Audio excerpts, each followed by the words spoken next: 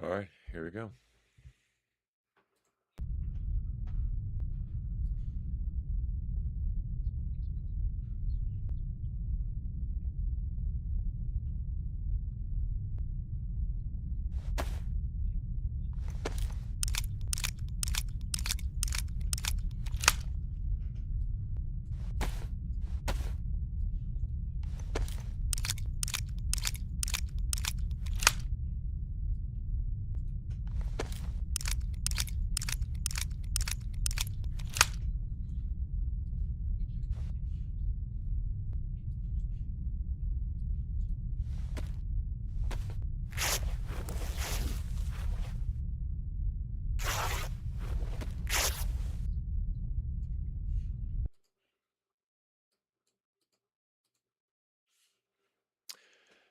All right, I think we get a special. I can do this.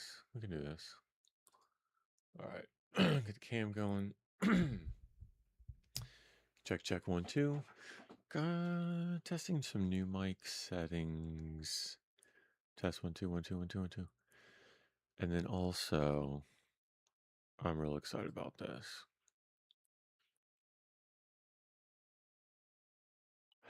So here we go. Here we go. Hit play.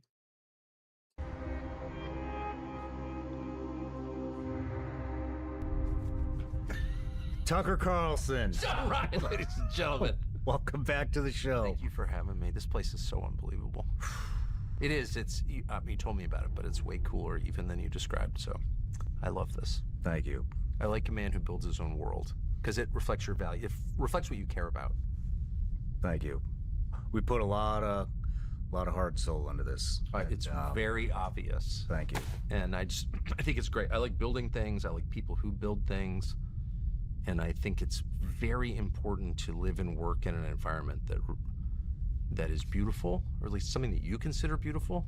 I think it's really important. Beauty's totally underrated as an elevator of spirit, as a path to clarity. The whole modern world is so ugly, and it's ugly on purpose, so you can't think clearly about anything. And you come to a place like this, and you're like, oh, this is a man who really thinks about things. So, thank you, man. All I right. just, I like. Well, they do the introduction. I think work satisfaction is. I'm going to pause this.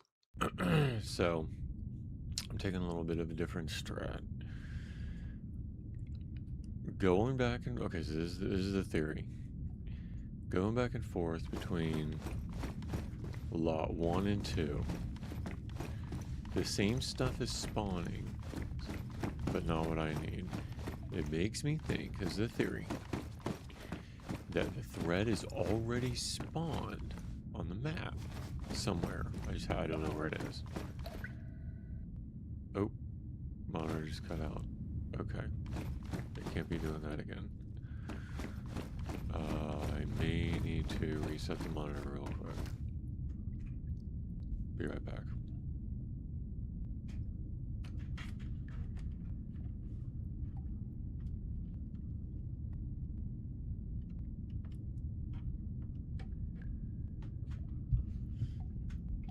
I mean, everything was tight.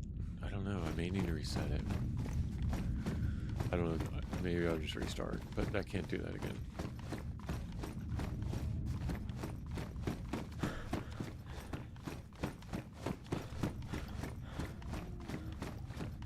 I hear the bear.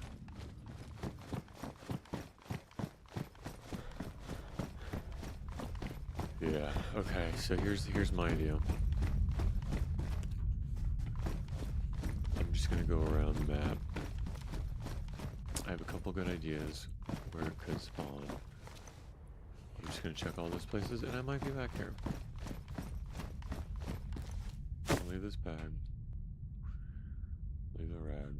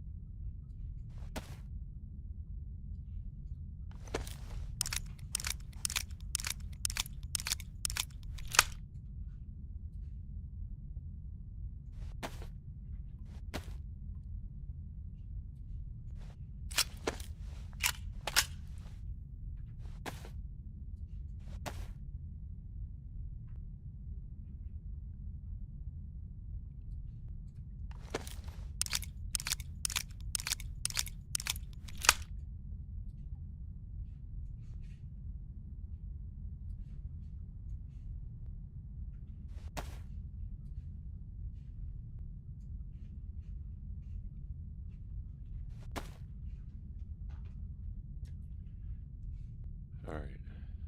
I think I do need to go drop some of this stuff off. So to make my way back down, what would I do?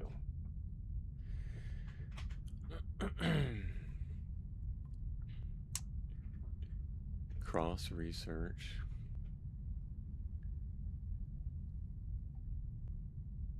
Through the Norreeds Pass to A2.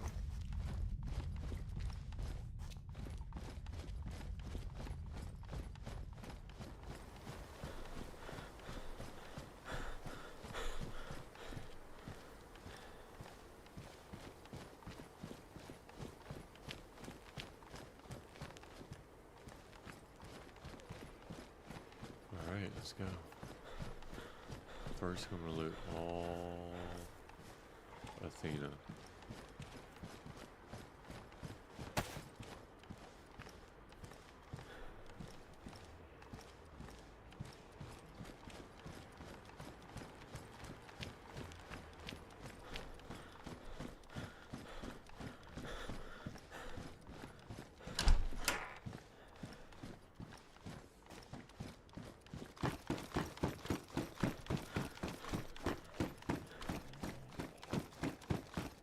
Okay, let me think this through.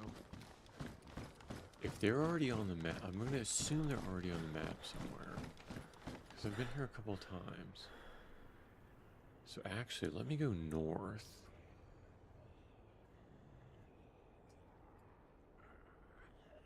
To BKT08. Dude, I mean, he might as well try it. I'll get wolves along the way.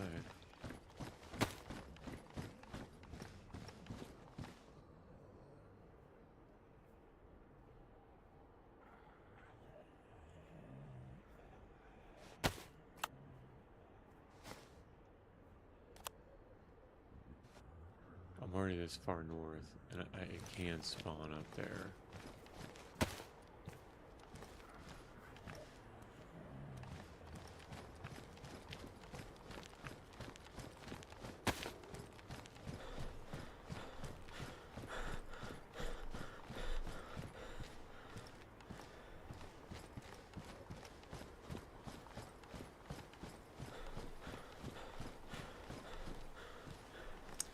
It'll it'll make for good TV.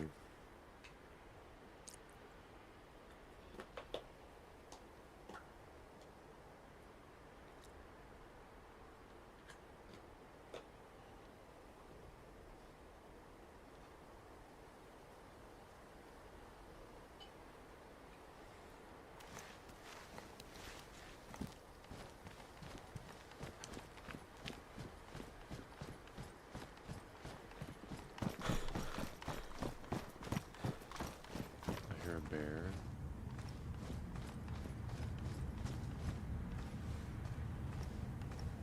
That way.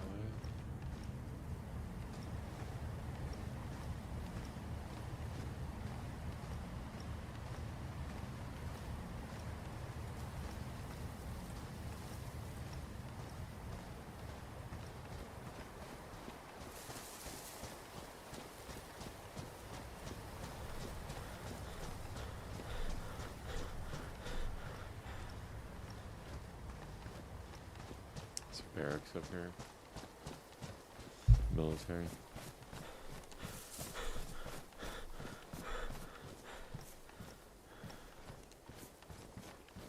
What's this, like tier 1?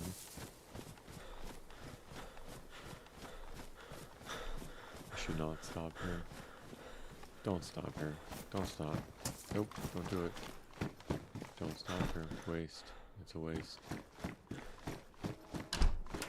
The bear's gonna get me. Don't stop here. It's just an SK. Leave.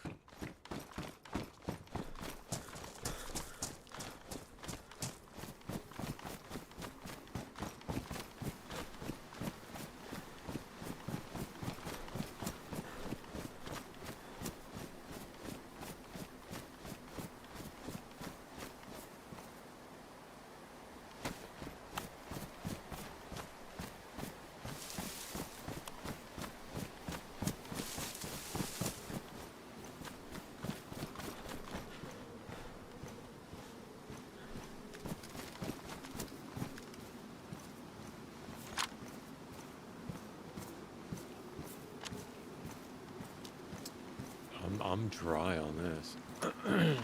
Dry on it too. And I thought I had a 30-round mag for the AS Val. Yeah, I thought I had a 30-round mag. All right. So we're going up to the island and then down to Sawmill. 3 hours. Extremely fucking important, and not just for myself, but I think I told you, my team is like my family. Yes. On your podcast. We talked about that again. Feel the same way. This morning at breakfast, and I just want everybody to love where the fuck they work, Okay. and be proud of where they work. Like, what are you doing with your life? No, I completely agree with you. It's expensive too. to do that, so that's why most people don't. Yeah. But Well, I what love else have it. I got to spend it on? No, I completely agree. Fucking gay new watch or something. Some dumb vacation. I totally agree. But well, I mean, holy shit, dude. Yeah. I know. What the fuck is going on in the world? Well, there's a spiritual war underway, which I didn't take seriously enough, and you can't understand anything that's happening unless you understand that. I leaned out. Just like we were talking about this. I just had to lean out. I I did can't the same tell thing. what's real anymore. We talked about that on your podcast. It just keeps getting fucking worse, and I'm just looking for, I'm just looking for something that I can have an impact on, and it's getting hard to find. Well, it's hard to gauge the impact of really anything because our timeline is totally distorted. And I'll speak for myself. I always think that if I say something that's true, it will have an immediate effect. And there is a kind of vanity to that. Like, can't anyone hear what I'm saying? Like, I already showed that's a lie. Like, why aren't you adjusting your behavior? And it's like, well, because I'm not God, actually. I'm not in charge of anything. I'm a podcaster, which is important to remember if you're me, because there is so much vanity. People are always like, oh, it's so important what you're doing. And it's like, really? If I was doing something useful, I guess we wouldn't be here, would we? And that is so frustrating that I opted. We had this long conversation, wonderful, which I wish was on tape because it was so deep. But I know. Don't worry, everything on breakfast is recorded. I should have said that. But no, I mean, I know the feeling so well. And you were saying, I can't even deal with this. I don't want to deal with it. And I said, oh man, in June, after the United States government, bombed the nuclear facilities to really no effect, let's be honest. I was so frustrated and disappointed and mad that people aren't listening to me. I kind of retreated, and I live in a place where you can retreat to our fishing camp, which I sincerely love, but really its signature quality is its remoteness. It's not near anything at all. And we did have Starlink put in a couple of years ago, so you could text from there. So, like, why wouldn't you go there on all your off hours with your dogs and just like live alone in the woods? So I literally did that, and then in September, Charlie Kirk was my friend, was murdered, and with the encouragement of another friend of mine, I began to realize that what I was doing was totally self-indulgent, and we're not here to enjoy solitude in the woods or enjoy our fishing camp, the fruits of our labors, which is a very cheap fishing camp, but still, it's like so close to my heart, and what I really love about this country and my life is being in the woods. So, but that's not why we're here. That's totally self-indulgent. Just because my deepest desire is not hookers and blow. And I can Anymore. Anymore. No, but I can tell myself, and I have literally said out loud to people around me, like, really, my darkest sin is I like to sit, far away in the woods up near Canada with my dogs and fish and have an occasional cigarette or whatever. But that's as naughty as I get. I've got nothing to apologize for. Why do you say that's a big sin? That's your biggest sin? Well, Why is that a sin? I would be joking. I would say, look, okay, yes, I do like, we had a family drama over Starlink. I don't want Starlink. But it was like, well, then no one knows where you are. And I'm like, well, right. Fucking point. Right, well, I did give in, which is a mixed blessing. But anyway, the point is, I would always say the worst thing I want to do is retreat from the world into the woods and fish or hunt. I mean, those are truly my deepest desires. And I just always would joke and be like, you know, you could have someone else in your family who's like in Vegas getting chlamydia, or there's me who just wants to go fishing for the week, you know, or whatever. But what I realized was, yes, of course, fishing alone with your dogs is better than getting chlamydia, you know, at the Spearmint Rhino. But both of them are retreating from your duty, especially if you're a middle-aged man who has, you know, whatever. There's no reason for me not to do my best. At this point, there's nothing in my path that prevents me from telling the truth. That I have an obligation to do that. That's why you're here. There's a mission. There is a mission for every man. And your job is to find out what it is and dutifully do it or attempt to do it. And do you see the fruits? Of course not. You don't. And maybe there aren't any fruits. And maybe you're wrong. Because you don't freaking know. You're just a man. Totally on the wrong path sometimes and don't even know it. It's happened to me a million times. But you have to try. And it can't just be, as I always say to people close to me, it's not all blowjobs and French toast, man. Like, there's a part where you have to work. No, that's the dream, right? Blowjobs and French toast, you know? Oh man, I mean, I don't know, Tucker. I have like this huge internal battle going on right now. I get it. You know, it's again, we should probably stop having breakfast from now on and just, you know, do the actual interview here. But I'm not gonna quit. But you know, I go back and forth. I mean, there's so much. Yes, there's a lot of positives. And we talked to a lot of cool people, and I got to know you, and I'm very thankful for everything. But you know, I think about, I got a large property about 45 minutes south of here, and lots of acreage, middle of nowhere, very, very inexpensive property that I've owned since I moved here. Those are the best. Inexpensive rural property. It's a little bitty fucking hunt cabin that's like, you wouldn't want to bring a woman there unless my wife Those does. are the best guys. But we used to go, before all this shit happened, we used to go down there and just escape. Well, we wanted to escape all the way back then. And we don't have time to do that anymore. And like, I went down there last weekend and actually like just get out of here. Even though I live in the woods, that's far from the woods. And I just fucking got down there, man, and I was like, it made me sad. Like I was like, Katie and I used to come down here all the time, not talk to anybody, no cell reception, no internet, no nothing. Like no jets flying over, no chemtrails, no noise, nothing. Just solitude, nature, and a couple people cooking meth across the street. But it just made me sad, man. And like I think about it now, and I'm like, those were like better times, you know. And now, you know, I've built this business, and fame is set in, and it's, you know, when you're building this shit, you sure as hell don't think you're gonna look back on the times that you were, before you even thought about building it, and go, those were simpler, better times. It makes me fucking sad. You can always be sure you look backward and consider time that passed simpler, and that's just the nature of life. You will always look back. I look back on it and you go, damn, I correspond with my girlfriend by letter. You know, how great that was.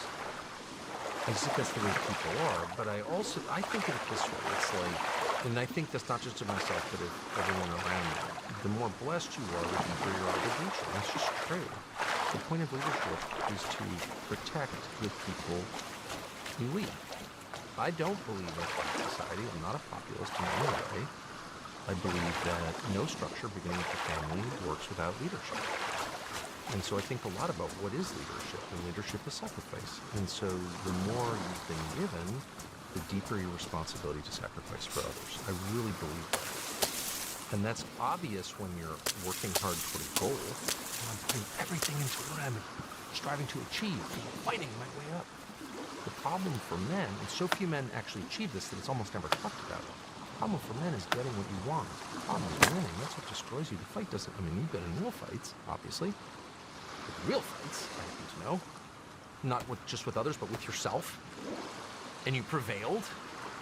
That's way easier than winning. Winning is what destroys you. David was not intimidated when he picked up the stone against Goliath and ran up and beheaded him. The problem set in when he sees this girl and he's like, I can bang her. I'm king. He destroys himself. That is the template for the way that men are. And no one tells you that because, again, there are so few people who actually get what they want. And there's no support group for people who won. But I know a lot of them. I know that you do too. And a consistent theme in every story is the second I got what I wanted, I could feel myself starting to self-destruct and lose confidence and faith in myself and my mission and all that stuff. And that's one of the gifts that we get, I think, as people, if we pay attention, is the humility that comes from failing. Like, every time I thought I'd won, and I'm like, get cynical and decadent, and like, yeah, I'm in charge now. Then I get fired, humiliated again. And then I look back and I'm like, oh, thank you, God, for humiliating me, because it restores a sense of purpose and takes me down from hubris to reality, et cetera, et cetera. But underneath it all is the fact that the more you've been given, the greater your obligation to others. And as I said, as I told you in great detail at breakfast, I'm not going to bore your listeners, but I just went through this. I was like, Not really fuck this. Like, go wreck your society. I'm out. I'm going to do my interviews and like, but I'm not getting involved in this process because it's hopelessly broken and like, I can only be frustrated by it. I can have no material effect, and I'm just out, and I've got a million interests. I have a huge family who I am very engaged with, and like, I'm just going to tend to their needs, and I'm not going to participate in anything beyond my world. And then a really close and honest friend of mine wrote me this very long letter the day Charlie was killed, and I was like, actually, and it was very nice. It wasn't scolding, but it was actually corrective in that he said, you are self-indulgent, which I am. I'm totally self-indulgent. I know that about myself, of course, and it's obvious. But you are being self-indulgent, and you have a moral obligation to do everything you can with the ever-present knowledge. It mostly won't work, but it doesn't matter whether you live to see its fruits. You are obligated to try to help in some way. And I was like, of course I showed it to my wife. I was like, God is speaking through him. You need to pay attention. I was like, you're right. You're totally right. So that conversation, which was, well, it was September 11th, I happen to know, when I called him to thank him for this letter, that totally changed my attitude. And I'm just so grateful to have friends who are will take the time to be honest with me about my faults. And people I really trust. I'm not, take a lot of criticism, I don't give a shit. But like, for the 30 people whose opinions I care about, some of them are really willing to take the time to be honest with me. And I needed to hear that. And I've been in a good mood ever since, despite, we've had a lot of drama in my life and my family since September 11th.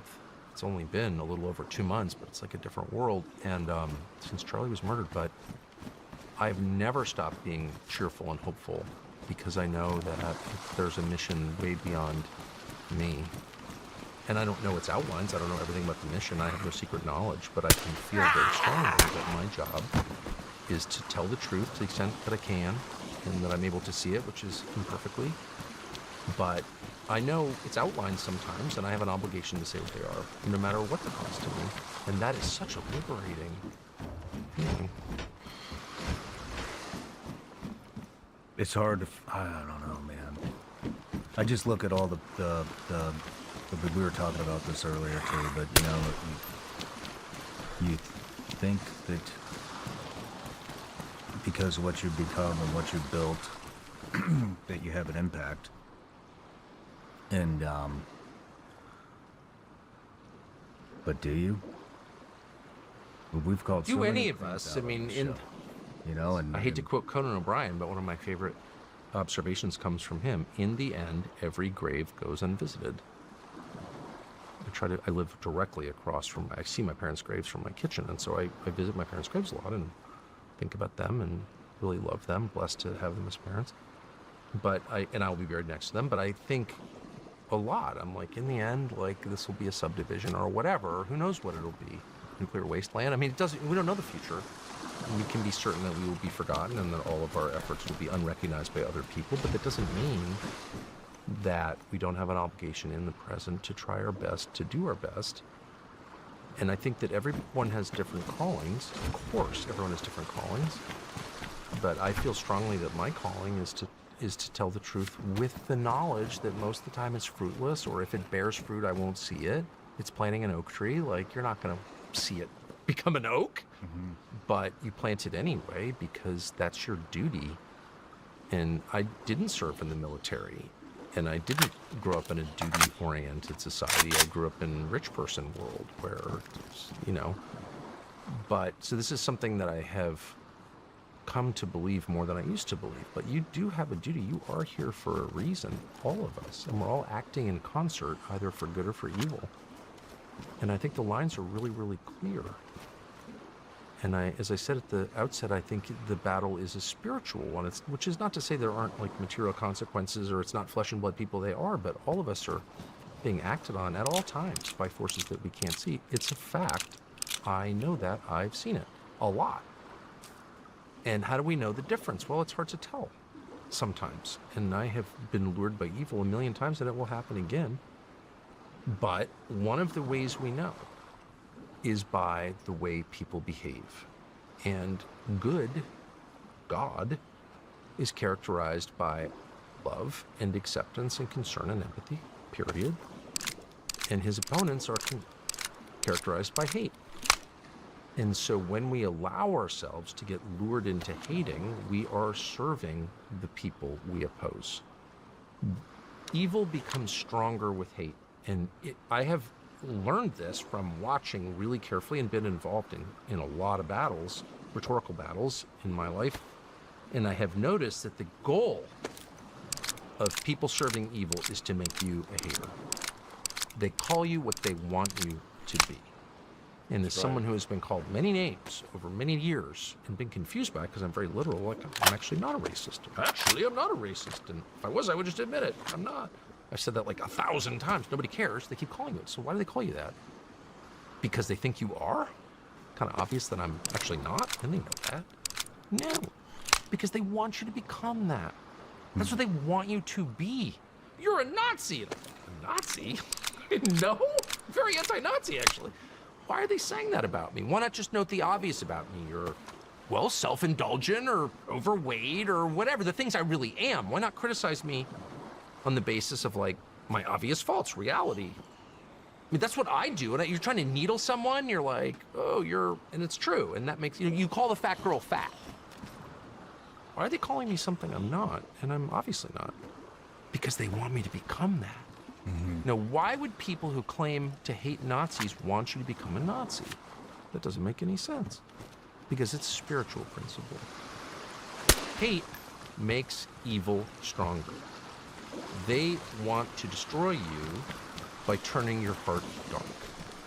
That is the truth. And they feed on that. It makes them strong when you hate them. This is not a political principle. This is a spiritual principle. And I have seen it in action so many times that I've become totally convicted of it. And I've lived this.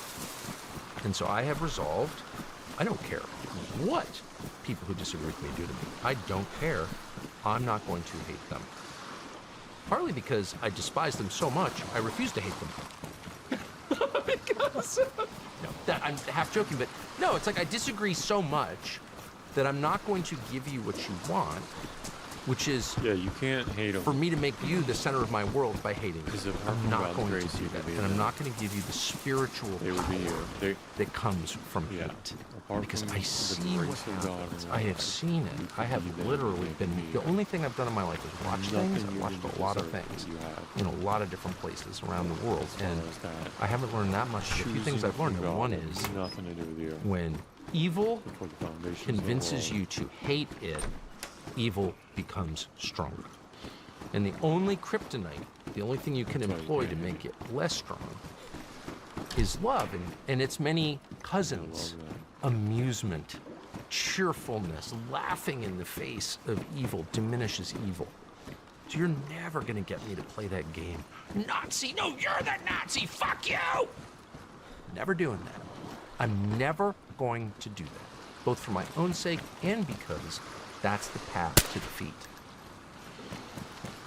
Does that make sense? Yeah, it does make sense. I mean, it does. Makes a lot of sense. It's been a very weird journey for me. Yeah, you think? Don't you love that though? Like, Love would, it. would a teenage you have guessed where you'd be now? 5 years ago, I would have Be a podcast. Yeah. But you know, I don't. You know, I've been thankful. I'm also sad, and I've never been this close to government ever. I mean, you know, I worked in government. You know, it was very, Yeah. it was very compartmentalized. So, and very focused on Yeah. certain aspects. So I didn't have time to like. Or access. Everybody thinks, oh, you got all this No, access. of You don't have any fucking access. Of course not. But after doing this and a lot of these interviews and dude, it's just so fucking dark, man. It's I don't know. It makes me wonder, like, are we here for a bigger purpose, or is our purpose just to, you know, you said lead by sacrifice. I think lead by example. Just set the fucking good example. Where's their past? You know, and just be a good Glorify person. God and enjoy Him forever. What is it? Attraction works a lot better than promotion. Definitely. And that's what my wife tells me. But there's a cost to that. That's what I would say the main thing that I have learned, having been around, you know, the same Oh, I world that would I'm myself around as now. well. I've been around since I was a child. And it slowly dawned on me how rotten it was. And so the main pitfall for me is being shocked by everything. I'm like, I can't believe how bad this is. I can't believe how corrupt this institution is, these people are. I can't believe how dark it is. I must say that 100 times. I can't believe it. And then occasionally I'll hear myself and I'll be like, you become the I can't believe it guy? Really? Are you shocked again? Like, how many times, this is Lucy in the football, like, how often are you going to be shocked by what you already know, by what you've stated out loud 1,000 times? So if you keep doing the same thing to me, and I keep refusing to believe you're going to do it, and if I find myself shocked every time when you do it, who's the asshole? I don't know. I mean, I think when you say it, you know what I mean? That you like when you say, I can't believe. I think the reason that happens is there's still a glimmer of hope in your mind that it actually is not as fucking bad as it appears to be. Of course it is. You know, and then every time you go down the rabbit hole more and more and more. Dropped atom bombs on civilians and celebrated it. Oh, it was so important we do that. Really? To incinerate a bunch of kids? Like, if you say it's important to beat the Imperial Japanese Army or replace the government with a friendly government, of course. But if you're celebrating the incineration of children, then you're evil. And all of us were, including me. So, like, it's just important to recognize that and just be like, wow, we made a huge mistake. But people who refuse to acknowledge the mistake and continue to behave like that was a virtue are serving evil. That's just what it is. Like, that's what the whole project is. Like, and they'll employ any lie to get you not to. You hate the United States. I hate the United States? I don't think I do. No, give my life for the country in a second. I feel like we're actually in the process of doing that, giving over things that we love because we care about this land and its people, because this is where we're from. You're not going to get me off the track, but you're also not going to get me to lie. So what happens if you decide I'm just going to tell the truth? You have to tell the whole truth about everything all the time. If you don't, you're not required to do that. But I'm not going to lie. I'm just going to tell the truth. Well, you're definitely going to get killed if you keep doing that, because whether it's physically or in some way, you are going to suffer. And that's the whole story. That's a story of Jesus. That's a story of his disciples. Maybe every one of whom was murdered in the end. Why? Because they were hurting people or stealing from the poor? No, because they were telling the truth. So we already know that. So I don't know why every single time, you know, I get attacked or I see people unfairly attacked for doing the right thing and telling the truth, and every single time, I can't, this is shocking. It's like, really? I guess I didn't really believe anything I said. because there's nothing shocking about it. It's the most predictable. I remember going on Fox and writing the script and something that I can't even remember, could be anything. But I was like, it's kind of weird that all the people who lied are getting presidential medals of freedom and consulting contracts at BlackRock, and all the people who told the truth are headed to jail. We're punishing the honest. I remember being like totally out. I mean, this was like 10 years ago I said this. And yet every single time I've seen it in the subsequent decade, I've been every bit as shocked. And I just think, no, it's time to acknowledge what's totally real. Charlie Kirk got murdered. No one was more shocked than I was. He and I had just talked about the possibility of me getting murdered. Oh, I'm not worried about that. I said, and then he gets murdered. And I was so shocked and of course upset. Upset because of him specifically dying, but shocked that someone could get killed who didn't do anything wrong. He just told the truth. Like, and he was increasingly telling more of the truth, which is exactly why he was murdered, obviously. But I remember being shocked at it. I was like, no. And I talked to our staff about it, and we've had some, real drama in our lives. Totally shocked by it, and similar, people trying to kill you. And I remember finally concluding and saying to them, and they agreed. It's like, what did you think this was? That's what this is. That's what our lives are. That's what everyone's life is. And we've gotten to the point where you can't opt out. You can't just say, I'm going to my fishing camp with Spaniards. I tried. There is no opt-out. And anyway, and people can reach different conclusions about what their role is, and I think everyone has a different role. Not everyone has the same role at all. Not everyone has the same destiny or mission, but we're all going to have to face that choice because it's not up to us. That's the nature of life. So I don't care what happens, I am resolving, I'm not going to be shocked by it. And the extent to which you're shocked is the extent to which you didn't really believe what you were saying before. And now, finally, after all these years at 56, I really believe that what we're seeing is what we always thought we would see. Does that make sense? It does. It does make sense. You can't shirk You've it. been in it for a lot longer. You've been in it for a long time. You've been close. Yeah, but I didn't see it. I mean, and I've been so attacked. Like, how could you have not known that this person was doing this, or in my own family even, especially? Oh, you're lying. It's like, I don't know what to tell you. The human mind is amazing. The number of things. I mean, I've smoked a lot of cigarettes and thought to myself, this is bad for you. That's bullshit.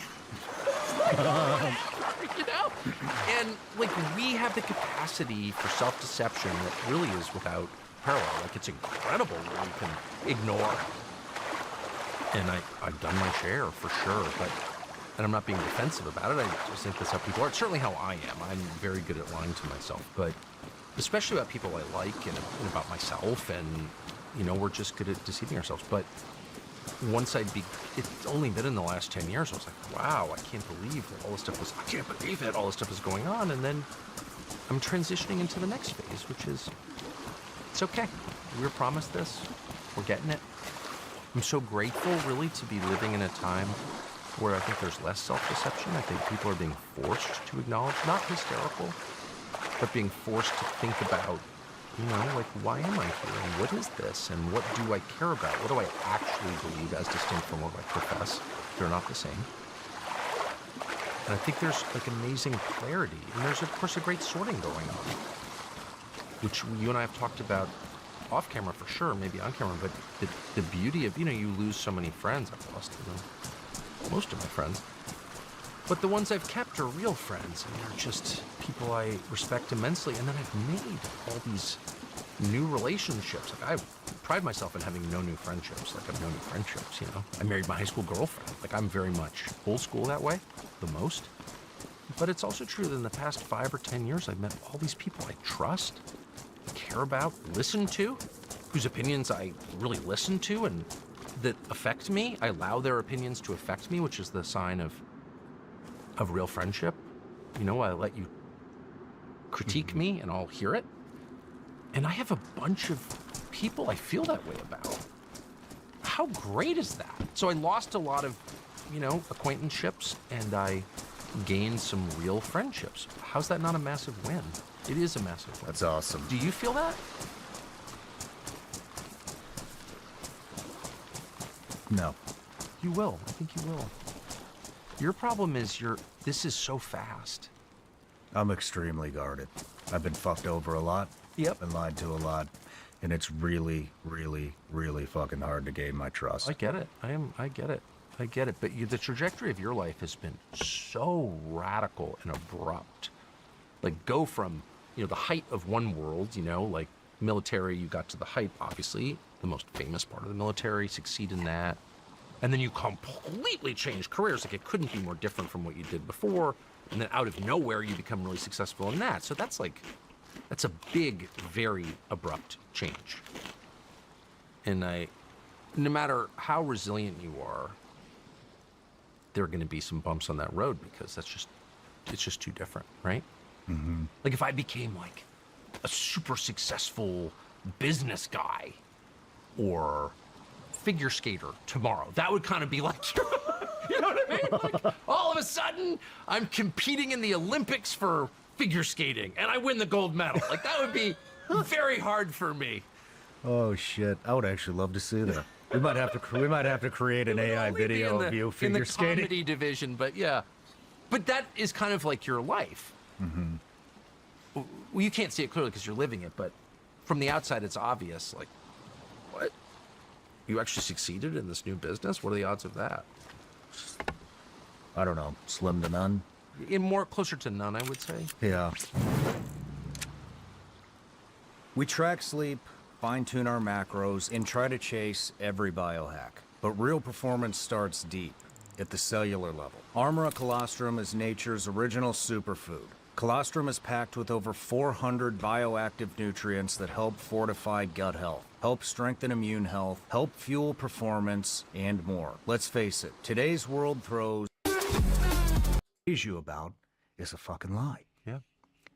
Your awards are lies. Everything is a fucking lie. You are a. And this is a lot. There's a lot of these people walking around, and I just know a handful of them.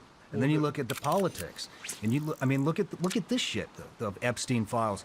It's a hoax. It's a hoax. It's a national security threat. They're fake. This is like, what the fuck, man? The American people are fucking screaming at you, screaming that they want this shit released. Yeah. Congress, I don't even know the number. What is it, like? I can't remember. How many people are in Congress? 535 Senate plus House. 435 in the House. Everybody except one person. Yep. I don't know who is the one person. Some guy. Yeah, but and so, like, back to earlier, like, we want to make an impact. We want to tell the truth. We want to do these, and we had a big influence in the last election. Seemed like the great thing. Did it thing matter? at the time it felt great. Was that a good thing? You can't. Now we got a guy who's, America first, all this other fucking bullshit. And everybody is screaming, release these fucking files. We want to know what is going on. We want to know. What will we find out if they were all released? Anything we didn't know? Honestly, I have no idea. Is it the end of the fucking country? Like, is it really that bad? C.S. Lewis has this. Well, I have tons of opinions on the subject. I don't have, concrete proof. But of course, I think I know. But C.S. Lewis has this. I think it was C.S. Lewis has this essay in which he says, people debate, was Jesus really God or whatever. If Jesus came back to Earth tomorrow and held a press conference, like a week later, people would be talking about something else. It's like, we actually know what's true. We know what's true. And the way that dogs know what's true, you can't reason with a dog. The dog can smell it. And he sticks with his opinion because he has no other input. If you hate a dog, you can't talk your way out of it. The dog knows you hate the dog because dogs have unerring instincts, and so do we. And so, of course, we know exactly what the Epstein story is about. It's about the deep corruption of global leadership, of course. And you can say it's about Israel, it's about the CIA. Well, it's about, is there a distinction, really? not just between Israel and Mossad and CIA, but about the British government, or really kind of any government, or any Bill Gates or Leon Black. It's all kind of varieties of the same thing. It's corrupt leadership that is acting on its own behalf against the interests of the people they lead. It's the oldest story there is. It's the Pharisees. And if we're honest, we already know that. So, I mean, of course, I'm completely for disclosure of everything, but I don't lie to myself and say that disclosure would change human nature, because it won't. And people have an opportunity to exploit others, generally will.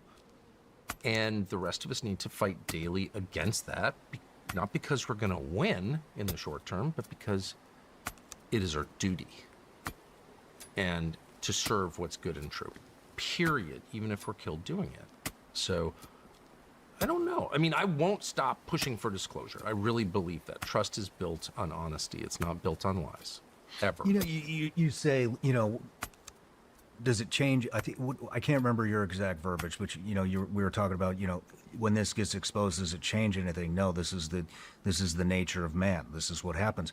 But we already know the answer. Men need to be reset, and men have not been fucking reset, not in this country, for a long coming. time. That's coming, whether we want it or not. We don't want it, but it's coming. And all this shit about women don't need men.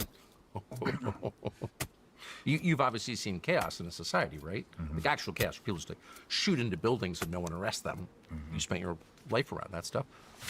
Those societies don't ask questions like, what are men for? You know what I mean? Right. And we're, of course, moving closer to that. And all of this, all of our silliest manifestations, the trans craziness or feminism or other just revolts against nature, are only possible because we live in this nerf world of affluence. But as that starts to change, and it is changing, then the upside of that, we're going to get poorer and society will become more dangerous, but we'll also be a little more rooted in reality. In the same way that rich people are insufferable, not all, but a lot of rich people are insufferable because they're detached from reality, from nature, from God, from the things that are real, and they convince themselves, because they can fly from point to point without going through TSA, that they have infinite power, and they don't, and that's why they're so hard to have dinner with. But a normal society doesn't have these problems. It has all kinds of other problems, but doesn't have the American problems of I'm a 40-year-old unmarried Citibank executive. I'll just get a surrogate. It's okay. Or the suicide rate.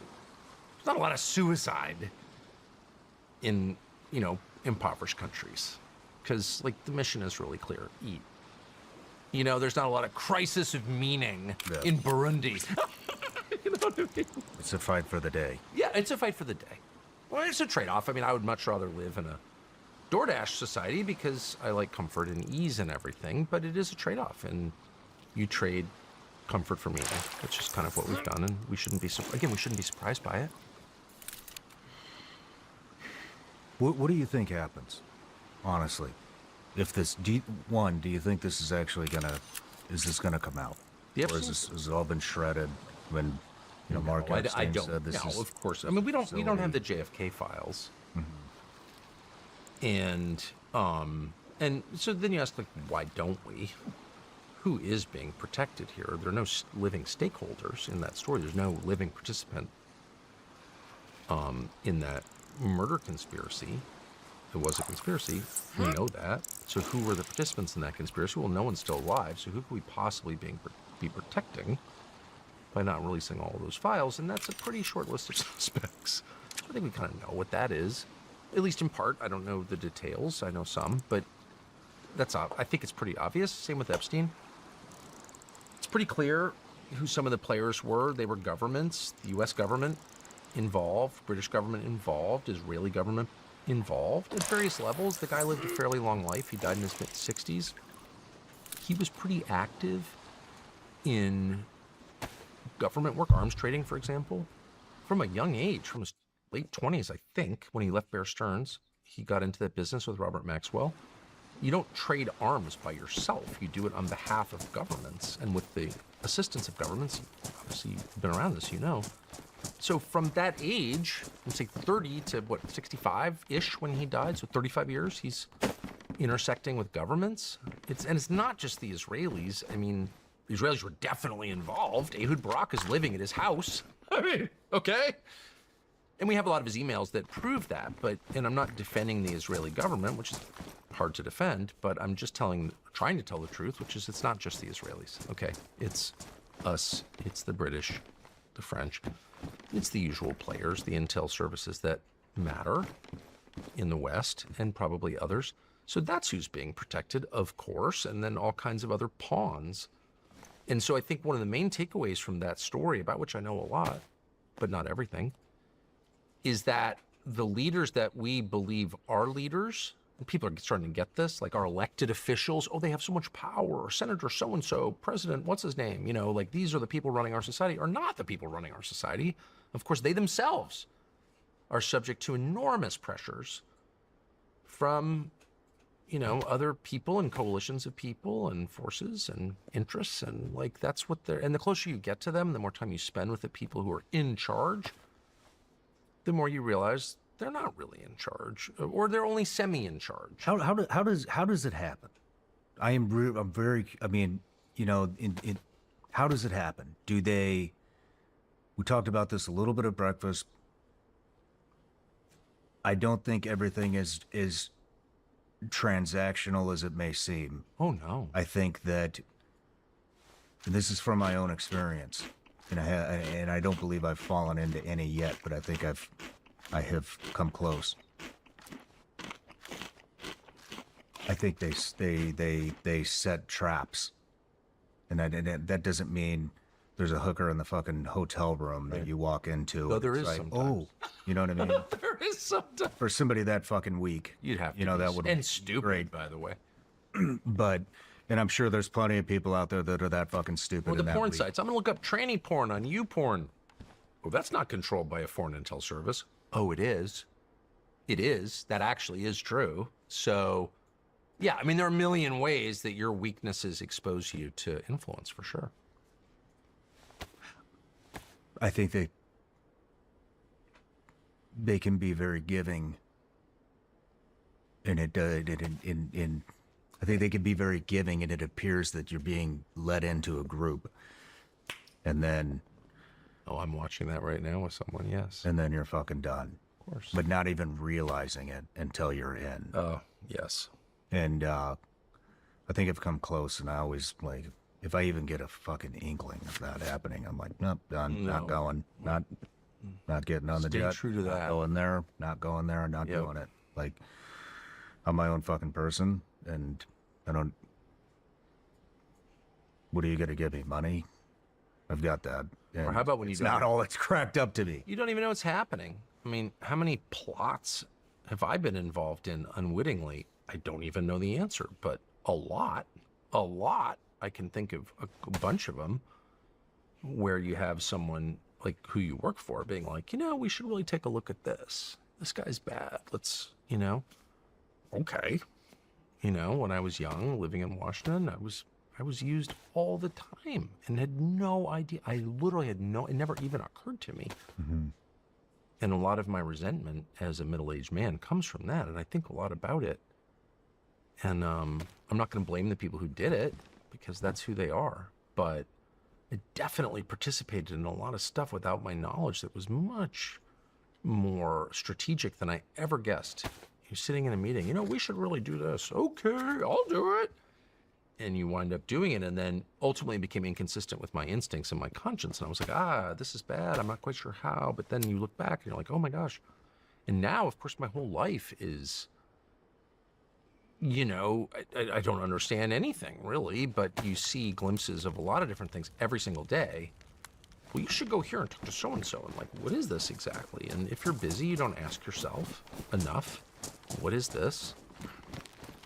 I mean, I think that happens to me every single day because my text is public. So everyone has my text. Everybody has my text. I've had the same number for 30 years. I'm not changing it. I just refuse. I'm not afraid of people, and I'm not going to change my number. And so I get hundreds and hundreds of texts every day. Some from people I know, most from people I do know. And, you know, some of them are totally straightforward and people I trust, and a lot of them aren't. And sometimes I don't care what plot you're hatching. I want to do this thing because I have my own agenda, which is to shed light on something that isn't well known enough. This is my perspective, and I'm going to do it. I don't care whether it fits into your plans or not. I'm doing it. I've done a lot of interviews, and traveled to a lot of countries with that. Yeah, tons of people trying to subordinate part of their agenda. And mostly it's not blackmail. I've never been blackmailed in my life. I'm not begging them. I'm sorry, I'm playing. I mean, it's like, oh, blackmail. I'd like to think it's impossible. Maybe they can find a way, but that's not how it happens for most people. But then there's another element which I'm thinking a lot about, which I don't really understand, but I know is real, where people fall under a kind of spell. Mm-hmm. And people you know to be rational, Mike Huckabee is one of them. We were talking about this at breakfast because I'm obsessed with it, because I know Mike Huckabee so well. I was at the newspaper in Arkansas over 30 years ago, and I knew him then. I wound up at Fox News with him decades later. I worked with him. I knew him then. I always liked Mike Huckabee. I like him now. Mike Huckabee is not a bad person. He's very money-oriented, which is a weakness for anybody, of course.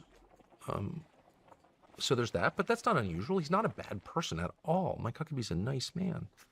But Mike Huckabee has participated in things that are just objectively evil, in my opinion. And how did that happen? Because Mike Huckabee woke up and decided he wanted to do something evil? No, I know Mike Huckabee. He doesn't feel that way at all. He's a decent man. I watch Huckabee, and because I do know him, I marvel at it. He has fallen under some sort of spell. I do think it's supernatural. I know a number of people like that. I'm calling him out by name because he's been involved in something recently that's like so shocking to me that I can't even believe he participated in something like that. But I said we wouldn't be shocked anymore. Exactly. We wouldn't be shocked anymore. So everything that I have learned comes from like sitting in my sauna trying to figure out obvious things. Complex things are very easy to understand. Simple things right in front of your face are the great mysteries. And when you know people and you have a fairly good sense of their character and their, what they're, the kind of things they'd be willing to do, what their goals are. Mike Huckabee's goal is to spread the gospel of Jesus, and I think that about him. I do. I think a lot of Mike Huckabee. How could a man like that wind up doing the things that he's been doing? Not creepy personal things, nothing like that, but like promoting things that are like obviously evil, like the murder of kids. Like, how could you do that? Well, he couldn't do that. He would never do that. He's doing it because he is under some kind of spell. He has no idea he's doing it. And I just explained a time in my life where I was under a kind of spell. It never even occurred to me. I worked for Bill Kristol at the time. That Bill Kristol, my editor, my boss, who gave me this job, was hilarious in meetings that he could really be working tirelessly on an agenda that was like totally anti-Christian. How could that ever be? That what Bill Kristol really hates is Christianity. That never occurred to me. And he wanted to stamp out nationalism and, public displays of loyalty to Jesus. Like, he hated that. I did not get that at all. It never occurred, never entered my brain one time. So I was under a spell myself. So I'm not even judging. I'm just saying people fall into this way of thinking that is so clear to me, influenced by supernatural forces, where they are blinded. And the entire Bible, from beginning to end, is the story of people who can't see things right in front of them. They just can't. It's happening right there. So all this evidence, it's overwhelming. They can touch it, smell it, feel it, but they cannot acknowledge its reality. And so anyway, that's part of it. People are engaged in these projects that are just like totally anti-human, and they think they're on the right side. They really believe it. So I would just say, like, the analysis of that I read on the internet, try to not read the internet, but you read it and you're like, people of good faith are like, wow, that person's clearly getting a payoff, or they've got videotape of him banging a dog or whatever they come up with these. Do you know what I mean? They're compromised. Jeez. And I think because I know so many of the people they're talking about, I'm like, yeah, in some Lindsey Graham, like, okay, I believe that. Like, what is that? But there are a million other people who I'm like, I don't think there's videotape of them doing anything wrong. I don't think they're taking money for this. I think they really believe they're doing the right thing. And that's more upsetting to me because it's more subtle and it's more profound than just blackmail. Does that make sense? It does make sense. And looking back on your life, I mean, it's hard for any of us to look back on our lives without feeling very complicated feelings, but do you detect any moments where like you were involved in something and you never even paused to ask like, what is this? Why am I participating in this? It never even dawned on you. I mean, I think you just have to, I mean, when I started doing this, there's all kinds of, I've got all kinds of incriminating shit out there.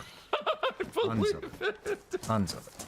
You know, but and I'm aware of it, and I know it was fucked up that what I did. Yeah. But you know, I'm not But did you know it at the time? reconciliation. Yeah, I knew it was fucked up at the time. Not all of it, but yeah, the majority of it. Like, I mean, it didn't. I didn't fall into any honeypots. I didn't need a honeypot. That's the point. That's too ready obvious. to do it again That's too myself. obvious. They're never going to get you with the Russian hooker because everyone's on guard against the Russian hooker. They didn't need to do anything to Exactly. get me to fall into anything because I was already doing it all.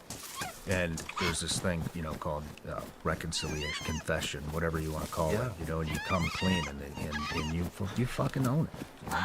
Jocko calls it extreme ownership, right? But I mean, it's taking ownership of your fuck ups, and like you cannot be afraid of that. And I tend to think that people are very forgiving, and so I don't know, you know, when we talk about Yes, they shit are. like They the are Epstein and all of this stuff, right? Like, when we talk about all of these things and all of the blackmail and stuff, it's like, just come clean, man.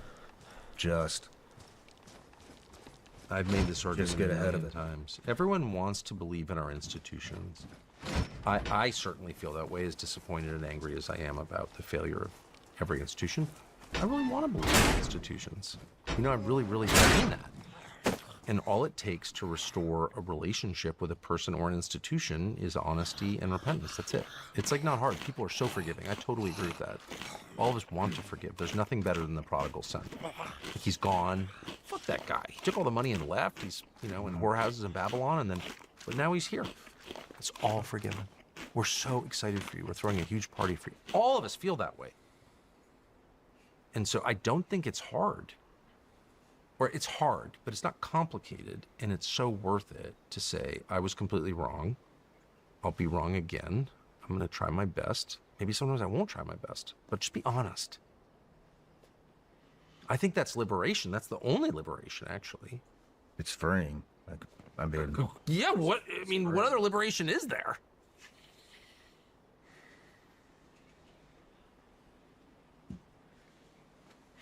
I just. Does voting matter anymore? I don't know. I'm just. I don't know whether voting Voting's matters. so much. Like, looking Sean, are you back, paying attention? I don't. We Get your didn't really have adaptogen. much of a fucking option here, but I mean, we so we thought. But it is. Nothing I voted for happened.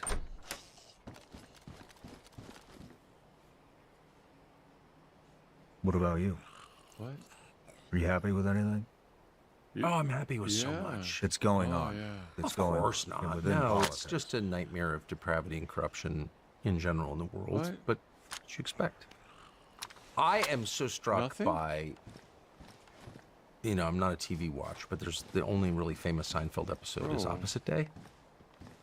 You're probably in the jungle or doing something bad somewhere. You missed this, but He's black-pilled. there's this famous episode of the sitcom Seinfeld where one of the characters decides to do everything the opposite that day and gets like results he didn't expect. It works. Sean's black. And I just feel like that is the lesson of everything. That's the lesson of life. That's the Beatitudes.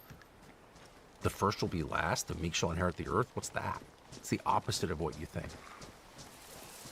Jesus says, I'm going to build my church on this rock. Peter, who's just betrayed him 3 times to a girl. Rock? That's like Jello. It's the opposite. You're going to build a church. You build it on the strongest man. He builds it on the weakest man. And everything in our life points to the same truth. It's the opposite of what you expect every freaking time. And so, again, back to the same theme. No, I'm not shocked. But it really makes me happy to know the only thing that matters is the words you speak and that they're true. That's the only thing that changes history ever. Think about the number of wars, some of which you've participated in directly over the past 25 years. How many have like made things better or changed anything? I'm not really doing the math, is 0. How many wars actually do? It's the biggest war in human history, 1914 to 1918. Set the stage for the even bigger war in history. So it's like, but what does make things better? Telling the truth. In the end, when everything is gone, when your civilization has been leveled, an archaeologist is trying to piece together, what it was all about, the only things that remain are the words that you spoke. And they're the things that change people.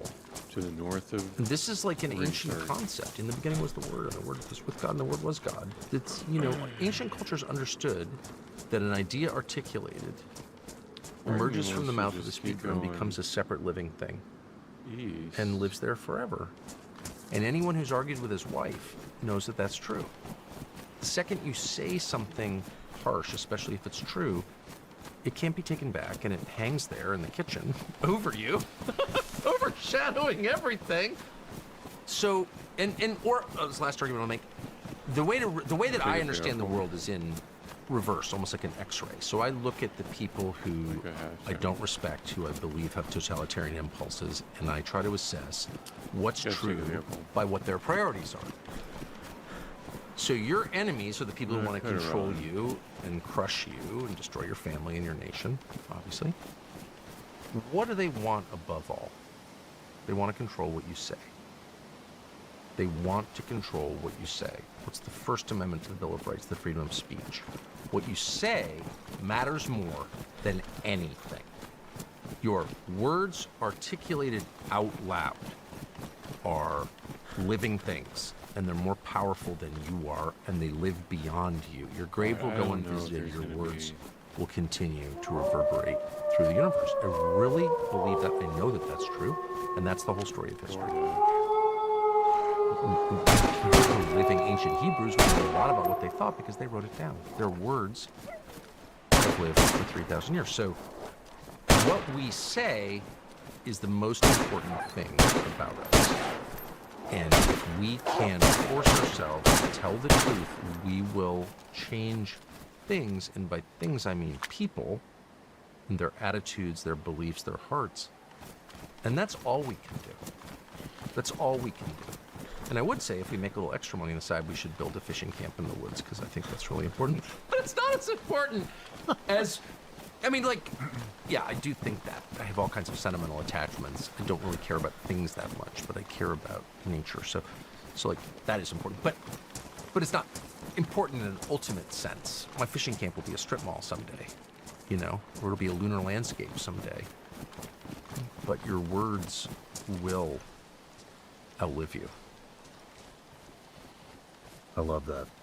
I just think that's true, and no one has convinced me of that. I've been convinced of that by watching, and really I've been convinced of it by watching what the opponents of people and of civilization really care about. And the number one thing they care about is getting you to shut up. As long as you'll shut up, you can have whatever you want. And that really is the trade-off that our leaders make. It's not by doing things, it's by not saying certain things.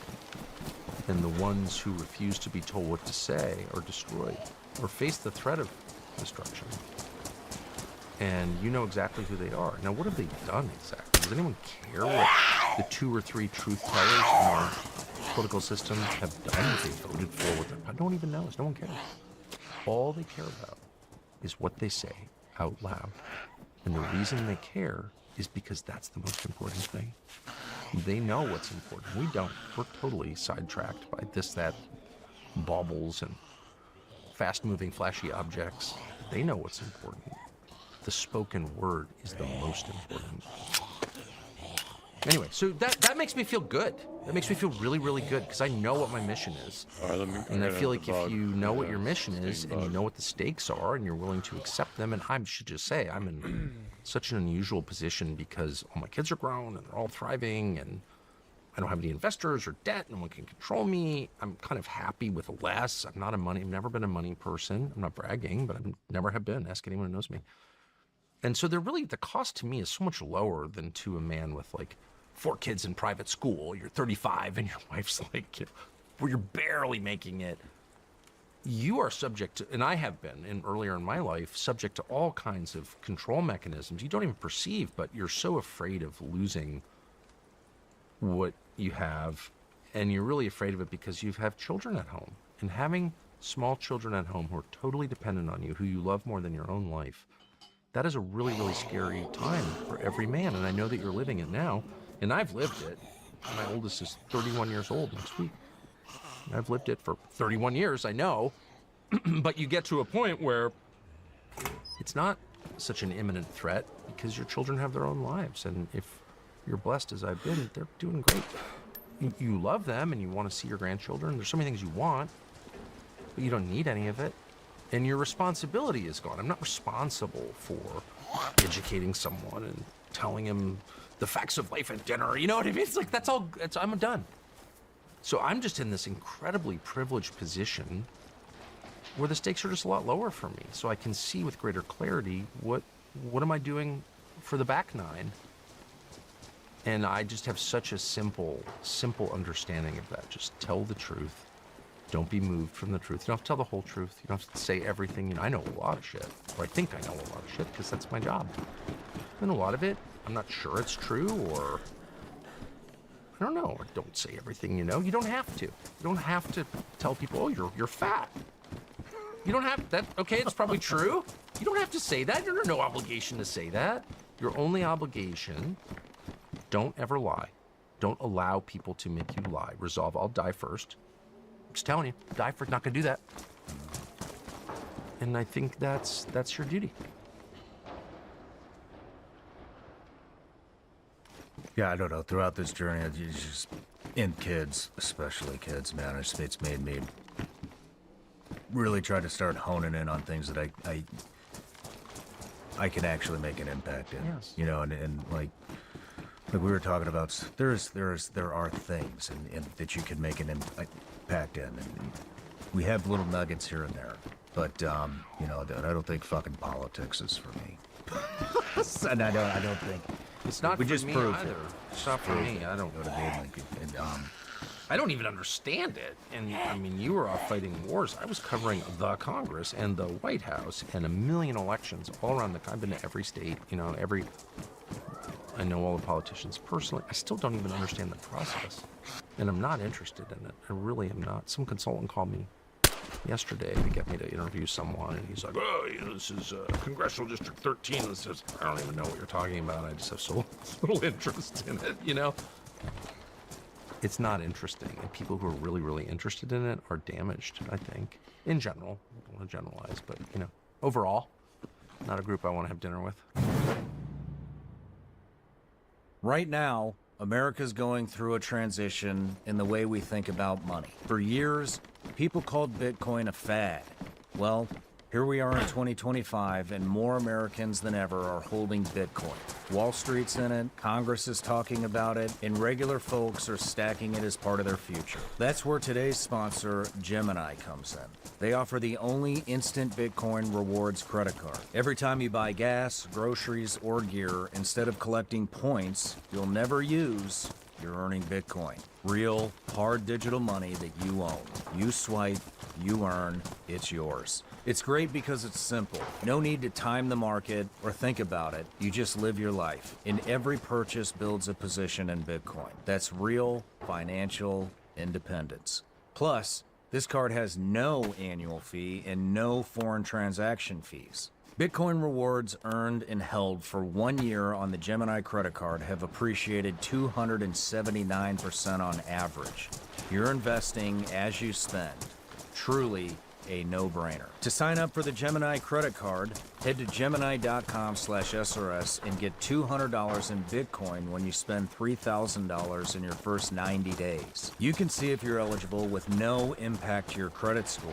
Click the link or go to Gemini.com/SRS to apply and start earning instantly. See rates and fees in the description for more info or by visiting Gemini.com. You've probably seen the headlines. Another trillion added to the national debt. It's hard to even grasp the scale of it. 38 trillion in climbing. While Washington keeps kicking the can down the road, more and more everyday Americans are losing confidence in the system. That's why we're seeing record demand for gold and silver right now. It's not just everyday Americans either.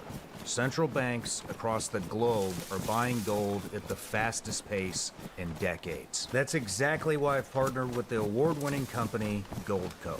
They specialize in helping people protect their retirement savings. They use real assets, gold and silver, and they make the process simple and transparent. Go to SeanLikesGold.com right now to get your free 2025 gold and silver kit. You'll learn how to help safeguard what you've worked hard for. Plus, you could qualify for up to 10% in free bonus silver, one of the best deals out there. So visit SeanLikesGold.com today. One more time, that's SeanLikesGold.com. Performance may vary. You should always consult your financial and tax professional.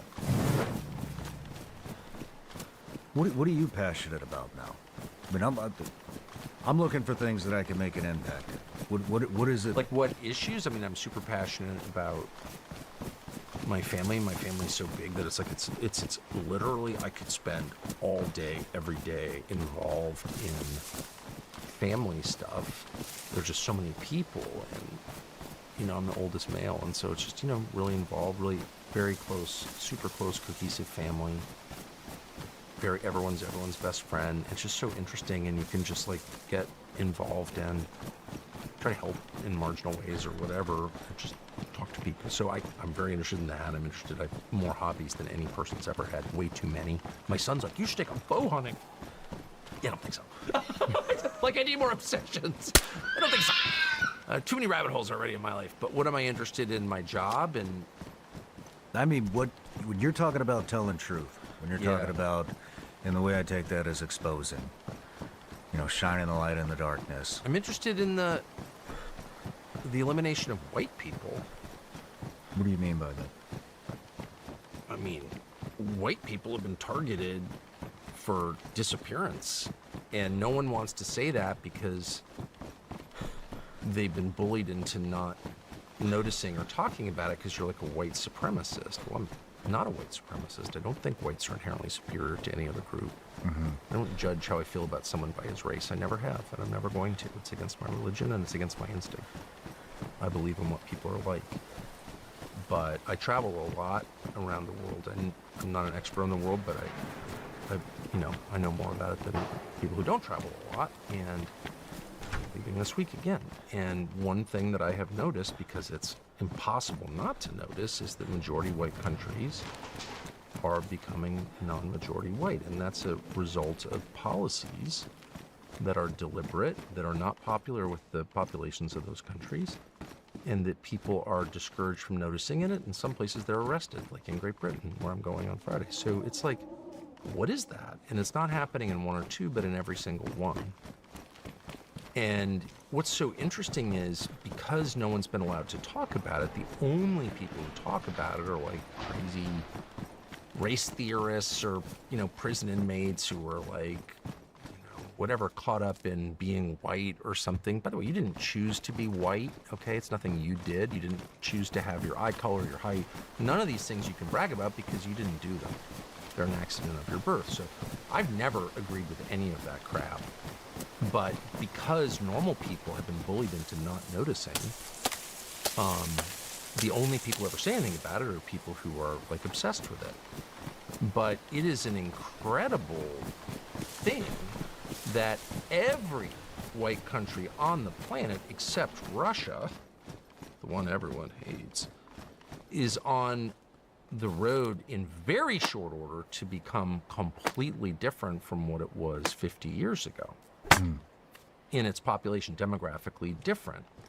Is that an accident? Well, of course, it's not an accident. It's the result of a bunch of different, it's a multi-pronged strategy, clearly, to make the populations of those countries hate themselves for how they were born and accept these changes. It's been systematic. What is that? I'm not, as I said, I'm not a white supremacist. By the way, I would just admit it at this point. Why do I care? I'm a white supremacist. Okay. I'm actually not. I disagree with that. Don't think that you should be obsessed with people's appearance, or the accident of their birth or their genetics. I just am opposed to all of that. Again, for the 8th time, Paul, the chief prosecutor, murderer of Christians, became the most important Christian once he met Jesus. So if you need more examples, I don't know what they could be, that people can totally change. It has nothing to do with how you're born. It's what you become. And that's my deepest belief. So if I sound defensive, it's because we have all been trained to ignore this amazing thing that's never happened before in history, where one group of people is being destroyed, and of course have internalized that and are now enthusiastically participating in their own destruction and the death of an entire group of people. And it really is, like, if you go to Great Britain, it's the whites who can't wait to kill themselves. It's in Canada, same thing. They have the MAIDS program, which is state-sponsored killing of its own citizens. Physician-assisted suicide. No, it's the state encouraging people to kill themselves. And it's one of the leading causes of death in Canada is this MAIDS program. These are the machines that these... It could be machines. It's, Jumping you know, in the little state machines. is licensed to kill its citizens. The citizen just goes in and said, I want to be killed, and they kill you. And basically for any reason, mental health problems, financial problems. A lot of poor people are just like, I feel like I'm a burden to the country. I want to go die, and the state will kill you. It's one of the leading causes of death in Canada. So the numbers came out yesterday. Well, who's doing this? So Canada's about 65% white, something like that. It's completely changed. Heavily, heavily South Asian. And Indian, Bangladeshi, Pakistani. And lots of other peoples. You know, it's massive immigration, massive, massive immigration into Canada. But who's being killed by the state in Canada? It's like 97% legacy whites. Literally. And what the hell is that? And of course, these are people who have been told and now believe that, like, they're a burden to society. It's selfish to have children. They've been totally brainwashed into mass suicide. And of course, none of this is affecting my family. We have the opposite views. We're not proud to be white. We're not white because we chose to be white. We just happen to be born white. So it's nothing to be proud of. It's just a fact. On the other hand, targeting people on the basis of their race for destruction is the reason we say we hate the Nazis. And yet that's absolutely happening globally in every white country. Australia, New Zealand, Great Britain, Ireland, Scotland, Wales, England, the United States, and Canada. That's an accident? It's not an accident at all. And no one will say anything about it. And why wouldn't you say something? Like, what is that? If that, by the way, if that were happening in India, we've got too many Indians here. 1 billion Indians? That's too many Indians. We need more Africans here. So anyone Indian, like, here's that we can kill you because you're a burden. You just not have kids or take some SSRIs and just benzos and weed and just zone out until you die or whatever. But, like, you're bad. I would be like, that's the sickest thing I've ever seen. Like, why do we hate Indians? I kind of like Indians or whatever. You would just be like, why would we want to do that to them? What did they do wrong? You know what I mean? I would just think that. And that's happening to whites globally at such a speed, and no one is saying anything about it, that I've decided, because I just want to tell the truth about what I notice, that I'm going to say something about it. I think it's totally wrong. I think it's totally evil. Again, it's exactly what we said we hated about the Nazis, and we're participating in it, and I'm going to keep saying that no matter what they say. And they'll be like, oh, you're a white supremacist. No, I'm not. And I have a lot of theories about what this is and why. What is it? Why would they do it? Who is they? Well, every Lot of global questions. the United Nations, the United States government, State Department, all of our politicians. The motive. Joe Biden's standing up and being like, the main problem in America is white racism from white men. Said that on tape many times. And I can't wait till this is a non-white majority country. What? Why would you? Okay, you could argue about whether it's better or worse as non-white. Okay, you could argue like the effects of it. But why would you want that? Why would you look around the country and say there's too many white people? And that's the official position of every institution in the United States. All of our schools, we give preference to non-whites, non-white males. Every single school, every single big business, every single federal contract. Institutionally, we are opposed to whites and white men. And we're so marinating in it that no one stops and says, wait, what the hell is that? Again, that's why we hated the Nazis, because they did shit like that. That's why we say segregation was wrong, which it was. That's why we hate Bull Connor. That's why we venerate Martin Luther King, because that's wrong. That way of thinking is wrong. And by the way, it doesn't matter what group is being targeted. It is wrong in an absolute sense. It's a universal principle. It's always wrong.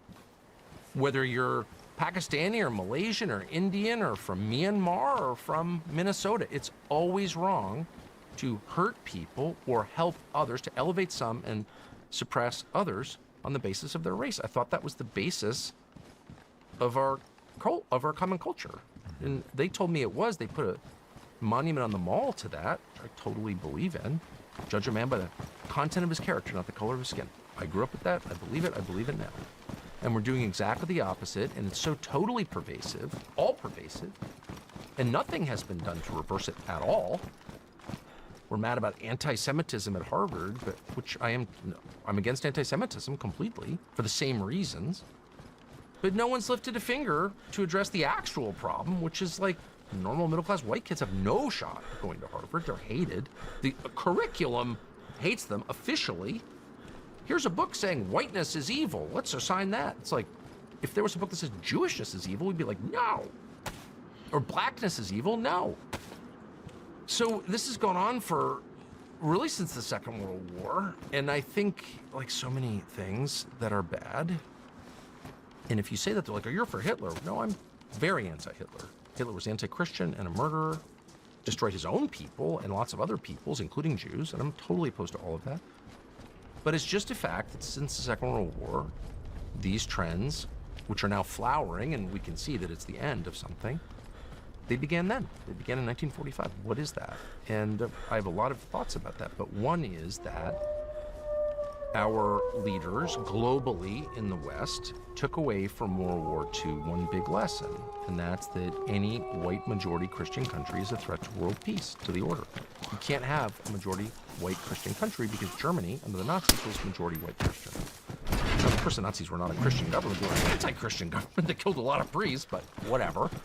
That has somehow become a kind of unspoken consensus among many of our leaders.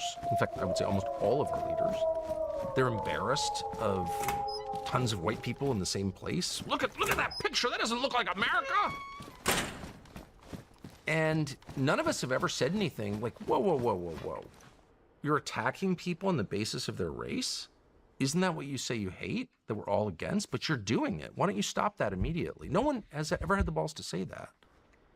And so it's kind of proceeded apace, and it's become not just a consensus, but like the reason for everything. And the result of that is the total destruction of the white world. And there was a white world. There was a Chinese world too, and an Indian world, and an Arab world. There are lots of different worlds or different peoples in the country. And I know them all, and I like them all, actually, because I've been to all their countries. I've never been to a country I didn't like. I've never marinated in a culture I didn't think was interesting and kind of cool, even though it's not mine.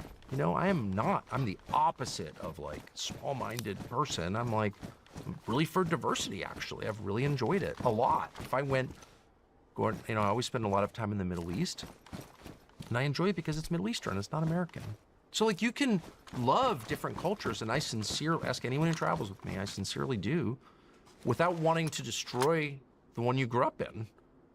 And like if other people are trying to destroy it on the basis of race, which they are, it's totally within bounds to be like, what are you doing and why? And that's what immigration is, of course. It's not an effort to make our economy better. And you see these people say, well, which is true, this is true, but you'll hear people say of mass migration, well, It's an effort for the ownership class to access cheaper labor by globalizing everything. And that, of course, as a matter of economics, is absolutely true, but it's not the whole story. When you start importing people from countries that are, you know, badly educated and socially dysfunctional and totally incompatible culturally with yours, are you really doing that so you can, like, reap their cheap labor? Are we importing Somalis so we can, like, set them to work in factories for half the rate that Native Americans? No, we're not. Because they're not working in factories, not working at all in a lot of cases. They're on state and federal aid. I'm not attacking them. I'm just saying I'm attacking the motives of the people who imported them against the will of the American population. I mean, there was never a groundswell. Let's bring in 50 million people illegally and put them on welfare. No one ever asked for that. No one ever wanted that. So why did they do it? Well, they did it not to make the country richer. They didn't. They did it to make it non-majority white. So that is an act by definition of racial hostility, of racism. And they've never been called out on it because somehow the first thing they did was take the moral high ground and occupy it and start yelling at everybody about how they're bad, you're racist, shut up racist, shut up Nazi. And they so thoroughly intimidated the population into not saying anything that they just destroyed it. And then a lot of the whites, who are really always the ones that I blame since I am white, and you just sort of instinctively blame people who look like you, just a fact, they're always telling you, you hate the other. That's the opposite of what I've noticed about people. I feel like people are much more open-minded about the other. I've been in practically every country in the world, and people do something outrageous, and I'll be like, oh, well, that's kind of interesting. I'm much less judgmental. But when someone who looks like me, who grew up in the same country I did, does something wrong, I have no grace for that person. I judge them, and it was the whites who did this. Sorry, it's just a fact. And they're the ones who get hysterical when you point it out. And when I go to the UK, which is a lot, because I have family there, as I said, I'm going in 2 days, I never have been in an argument with any Pakistani or Bangladeshi or Indian and ever, or Arab in London, ever. They're always like, yeah, okay, you've got views, and they actually agree with a lot of my views, honestly. I just have noticed this, okay? It's always the rich whites who get way up in your face about it. In fact, I had a speech Jeez. at a very, very famous Bro, school, one of the most just famous scared the schools nuts out in of me. England. I I had a gotta speech eat on Sunday you night. for that. And someone at the school asked me to do it. Of course, I will Oh do it my for free. I mercy. was there, and so I would do The it. look And on my I just got a text face. saying, no, you've been canceled because they don't want you on can't wait campus to because see you're that. too dangerous. This is like a very My famous heart's beating a million white miles an school. hour. They're the ones who were mad. Oh, They're the did you ones guys who were say that? touchy about it. And the reason they're mad and they're touchy Jeez, is Lord. because, and this is such a familiar phenomenon, they've turned the hate against them inward on themselves. And people who hate themselves are the least trustworthy and most dangerous people You in know the what? I world. don't know if I have If someone hates stomach himself, for he'll this. definitely hate you. There's just no doubt. There's no doubt. I've watched people carefully for many years, and that is the group You that I gotta fear. get past. The people who've internalized the hate Jeez, and turned it inward.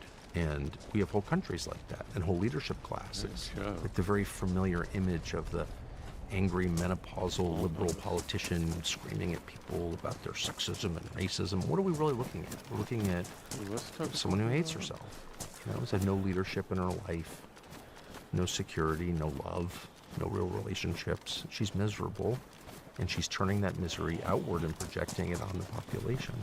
And that's a lot of our leadership classes like that.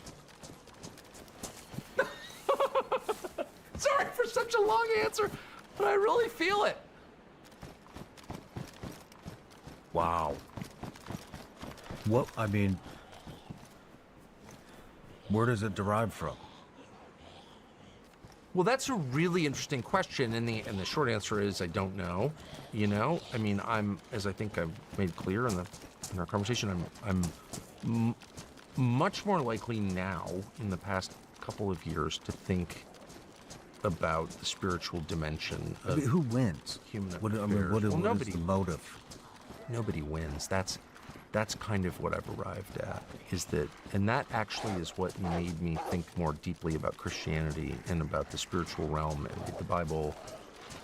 And it's really changed my life, was not because I noticed how decent Christians were to each other. I wish I could say that was true. But what changed my life was watching how American politics had changed from an argument about how best to serve the population. You had two sides, having this debate. Well, I think we should raise taxes. No, I think we should lower them. But the goal was at least reportedly the same on both sides. Like, how do we do the best job we can for the people we represent, that we lead, for our people? And that was always the conversation. You had these kind of amazing, interesting arguments, and I literally did it for a living. I was on a show called Crossfire. It was right and left, and we would debate what was best for the country. And the debates were dumb and whatever. It was cable news, so of course it was at a pretty low level, but I never one time questioned the goal was like, what's good for America? And then about 10 years ago, the nature of the debate changed. All of a sudden you had these issues that like immigration was one, the trans thing, the gay thing was another. And I was like, how in the world could that possibly be good for anybody? It's not good for the people you say you're for. It's not good for everyone else. Like, I see only destruction.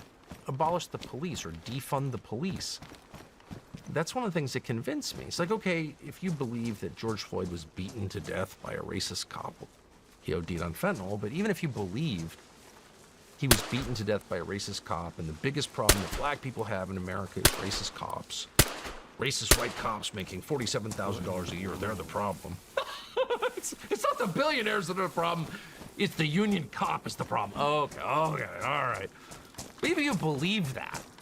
Let's say you really believe that, and let's say, your life's goal was to help black people, which I'm not against. It's a fine goal. Help black people. Okay. How long would it take you, if you really wanted to help black people, to get to the solution, defund the police? You would never arrive at that solution, because obviously defunding the police is not going to help black people or white people or Asian people or any people. It's not going to help people. Make the police better, maybe, but get rid of the police? Like, how does that work? How is that possibly going to wind up improving anybody's life? And of course, the answer was it can't. And it didn't. But it was never going to. So I watched that. Of course, I'm opposed to it, for the normal conservative reasons. We need police!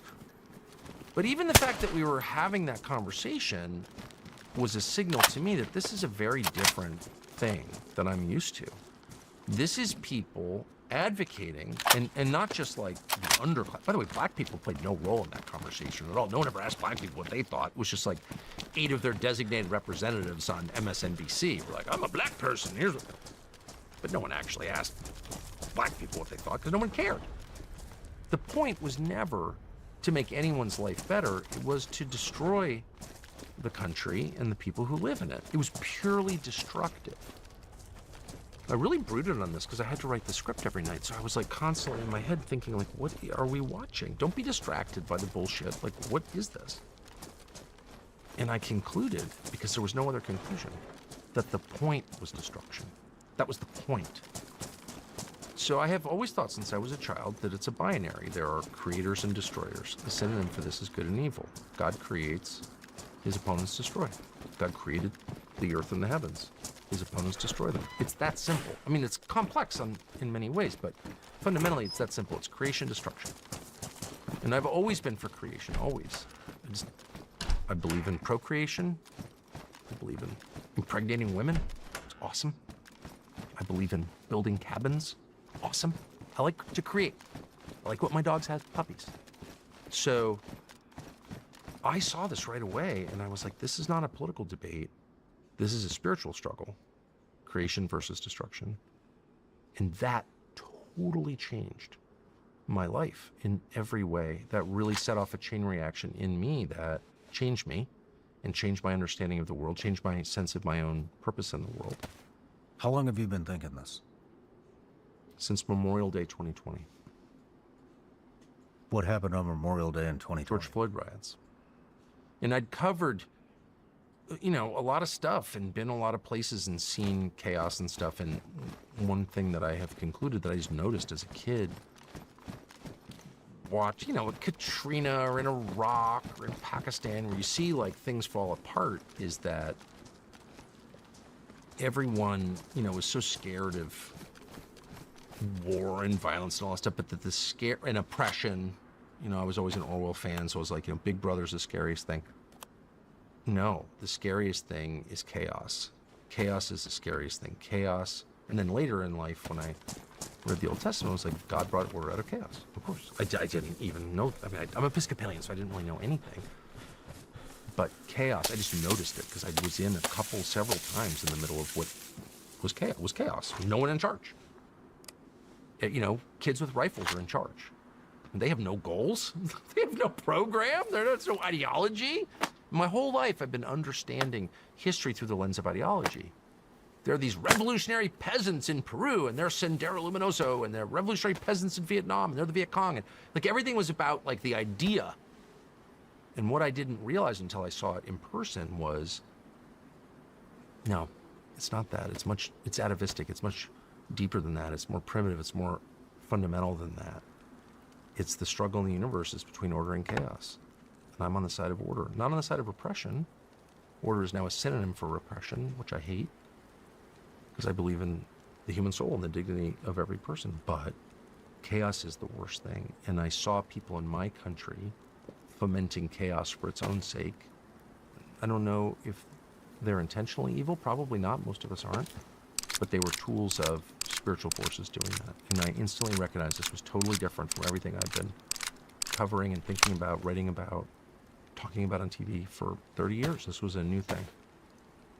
And that just changed it. When that chaos broke out in Minneapolis, I'm not from Minneapolis. I have no attachment to Minneapolis. Yes, there are a lot of Swedes in Minneapolis, or were if people left, but I saw this for what it was. And I was so bothered by it that I actually went to the convenience store where George Floyd tried to pass the phony $20 bill and went to the site where he was killed and wandered all around by myself. I literally landed there, went by myself, didn't do a story on it or anything. I just want to see it.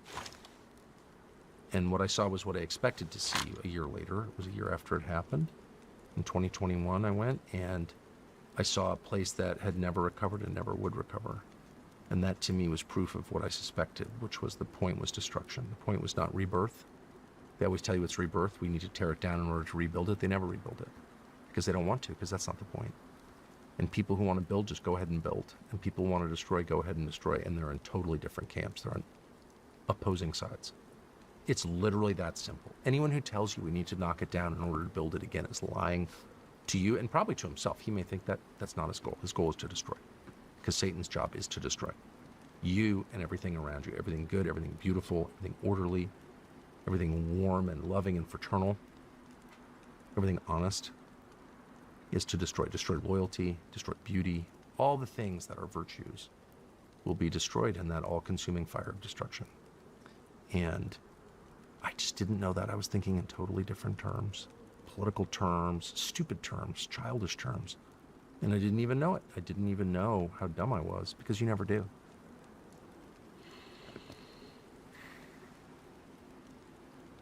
Holy shit. So that was a moment for me, and the beauty of my job then and now is there's a lot of, not a lot, not enough, but there's some contemplative time where, because if you have to talk about stuff or present an opinion, part of the process is like thinking about what is my opinion. And now that I have no pressure on me from anywhere, I have zero pressure on me at all. I don't have a boss. I don't care about what people hate me think necessarily. And if they have a good point, I try to listen to it, but their purpose is not to instruct, it's to destroy. But anyway, now that I have no pressure on me, I have more contemplative time.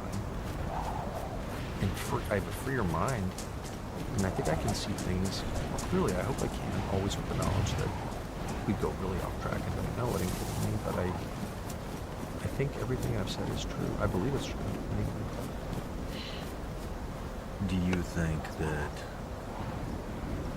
this agenda that you're talking about, do you think this comes from nations, governments, humans, or do you think that this is spiritual? Well, it's clearly spiritual. I mean, really every big thing that we do is, I mean, if you believe what every culture who's ever left any record of what it believes has believed, there is an ongoing, unseen struggle between light and darkness, order and chaos, destruction and creation, good and evil, God and Satan.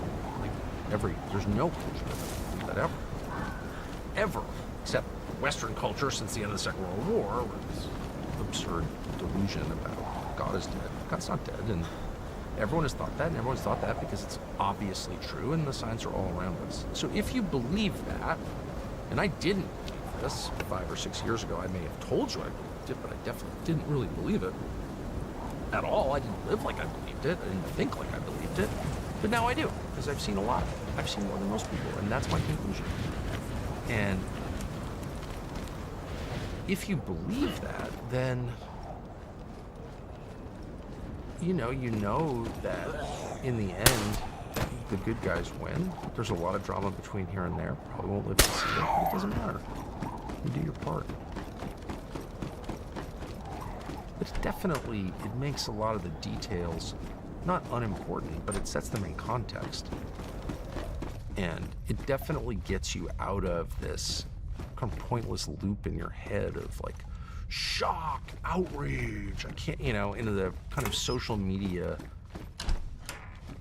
dialogue that goes on inside your own skull where you're, it's like point, counterpoint. Well, this person did this. I used to believe in that person. I can't believe he's betrayed me. It's like, again, for the 5th time, what did you think it was? What did you think it was? Did you find yourself believing that a human being was going to save your soul and like fix human sin? Who's the asshole? You. You believe that. And I no longer do believe that at all. And I know how flawed I am. I mean, I have a keen sense of that. I'm reminded of it every day. And so how can I expect someone else to be like good and true and pure and never bend the knee and always do the right thing? Like, no. We're all imperfect, but we're, some of us are at least trying with the knowledge that we're gonna fail and, humiliate ourselves from time to time. But I just am not shocked at all anymore. But what is it? The destruction of whites? I don't know. I really don't know. But tell me how that's not real. It is real. And what's so hilarious is they're like, one of the reasons I started thinking about this was, I hosted this TV show. I still host a version of something like that, I guess. And so in that process, as you well know, you get a lot of numbers. Like, you're an American, so you're trained to make decisions based on the data, have your perceptions shaped by science, all these things you grew up with. And so it's always like, hey, can you pull the numbers for me on this? Like, who lives here? Do we know? It's such a big country, and I've been all around it and feel like I know it pretty well, but I don't really know it that well. Right? No one knows America. It's like the CIA. No one person in CIA knows what everybody is doing in CIA because it's compartmentalized. America's same thing. So I would pull all these numbers and I never was interested really in demographics. I'm still not that interested, but I would look at these numbers and it's like, holy shit, this country's changing fast. On the most basic level, who lives here? Like this town was 90% white, now it's 60% Hispanic, and that took 20 years. Has there ever been anything that moved that fast? Like, human populations change very slowly. You do blood tests on the people who live 20 miles from Stonehenge, and then you do excavations at Stonehenge, and you find that they're related. So what do you think? So, but I would see this, and I'd be like, wow, this country's really changing. And then I would see, but I still wasn't like hyped up about it or anything, but I was like, wow, that's like kind of crazy. This is happening so fast. And then I would see people like Chuck Schumer stand up and be like, the one thing you're not allowed to say is that the Great Replacement Theory is real. You're an anti-Semite. And my first thought was, what are the anti-Semite? What does that have to do with it? I guess I'm too literal or slow or something. And I'm like, it's nothing to do with Jews. It's not anti-Semitic, but like, how is that a conspiracy theory? Here are the numbers, dude. And there's you on the floor of the Senate saying, I can't wait till this country's minority white. Okay, so you're telling me you can't wait for something to happen, and when I say, what are you talking about? You scream at me and call me a bigot and tell me that I'm a conspiracy theorist for noticing what you just bragged about. You don't have to be a genius, and I'm definitely not a genius, to say, what the hell is that? And that's when and then of course I travel, so in Australia, and like, oh my gosh, New Zealand or Canada. And again, to answer your question in one sentence, I don't know exactly, but this is the biggest thing, just biggest fact, biggest change to happen to global population ever in recorded history that we know of. And nobody mentions it because they're too intimidated that they'll be like called David Duke or something. So, I mean, what you're saying basically is the white race is destroying itself from the inside, just like the country is destroying itself from Well, the there's inside. just no. I mean, look. Again, I hope I'm being honest about my lack of understanding. I don't understand the full outlines of this, but you. What does it look like if the white race is I don't, you know, destroyed? I don't and there know. are no But more why white would you people? ever want to destroy any race on purpose? I mean, we had, you know, Europeans in the United States had a lot to do with the destruction of the American Indian. It wasn't all intentional. Disease played the primary role, but there's also like a sense that we can't have the whole continent if people are still occupying it. We got to move them and keep them from roaming around and pen them up in Oklahoma or whatever, and that was intentional. And what was not all intentional, again, disease played the primary role, but there was intent there. And why did my ancestors do that, Europeans do that? Because they wanted the continent, and there were people there. And that story is pretty familiar. Like, that's the story of the Mongols sweeping across the steppe. That's the story of the Normans showing up in England. That's the story of every invasion and rape. And, you know, that's the story. Replace your genetics with mine, rape your wife. My Viking ancestors participated in that. Sorry. Okay, so we know that. That's just like a feature of history because it's a feature of human nature. Is that what this is? I don't know. But it's never been more effective than what's happening now. And it's, as far as I know, never happened with the active, enthusiastic complicity of the people being replaced. I've never seen anything like that. It's incredible. I guess I shouldn't be surprised because people do commit suicide and they are convinced that they have to kill themselves. But the pure hate it shows is what still stuns me. How could leaders hate their own people so much? And as a father, I don't understand that. And I'm really bothered by that.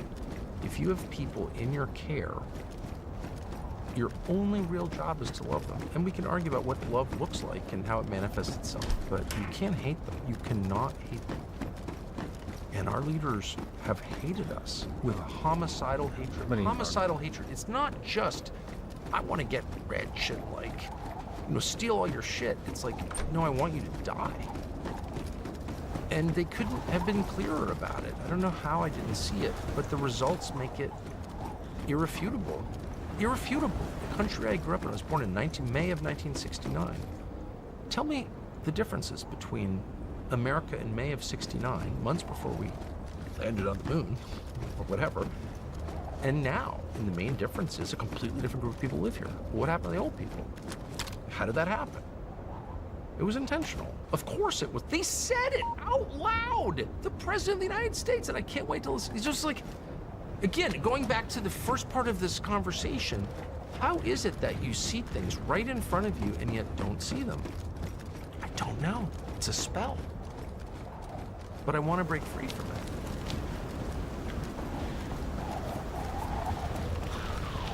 Do you ever feel that in your life? Like something's just right there and you couldn't see it? Oh, yeah. All the Yeah. time. All the time. And then I get pissed at myself. Of course, me too. Or just bewildered. Like, gosh, I flattered myself. I'm such a keen observer. Really? I mean, you know, you say that the politicians hate us. I believe you.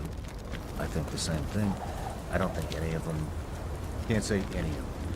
You talked about Eli Crane earlier. For sure. Oh, I know. Saw you had Tim Burchett on. I like him. Love to. He's a good. I love a couple of them. I don't want to wreck their lives by telling you who they are, but there are a couple I talk to and love and think are really decent people caught in a maelstrom. Caught.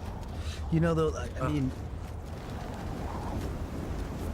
I thought about running in 2020, or not 2020, last election, and like, I really thought about it. I was like, fuck, man. Here? Yeah. I thought about running for Congress, or I didn't even, I was just like, somebody's got to do that. Yeah. You know, and I called, you know, the two people that I just named that I the only fucking people I trusted. And I told some other people too, but the general consensus was like, you're not gonna have any impact. They know they don't have any impact. They're so frustrated and unhappy. So unhappy. No, it's a nightmare. I've known people at all positions of leadership, and the best ones are the most frustrated. They leave. They leave. Yeah, they leave. Or they make accommodations that destroy them. In real battles with them. Don't be destroyed. Don't make the trade. Power for your integrity. Never do that. It's never worth it. I know people who've done that. That's the trap we were talking about earlier. Well, it's the right. Fall down and worship being all superiors. That's the bargain.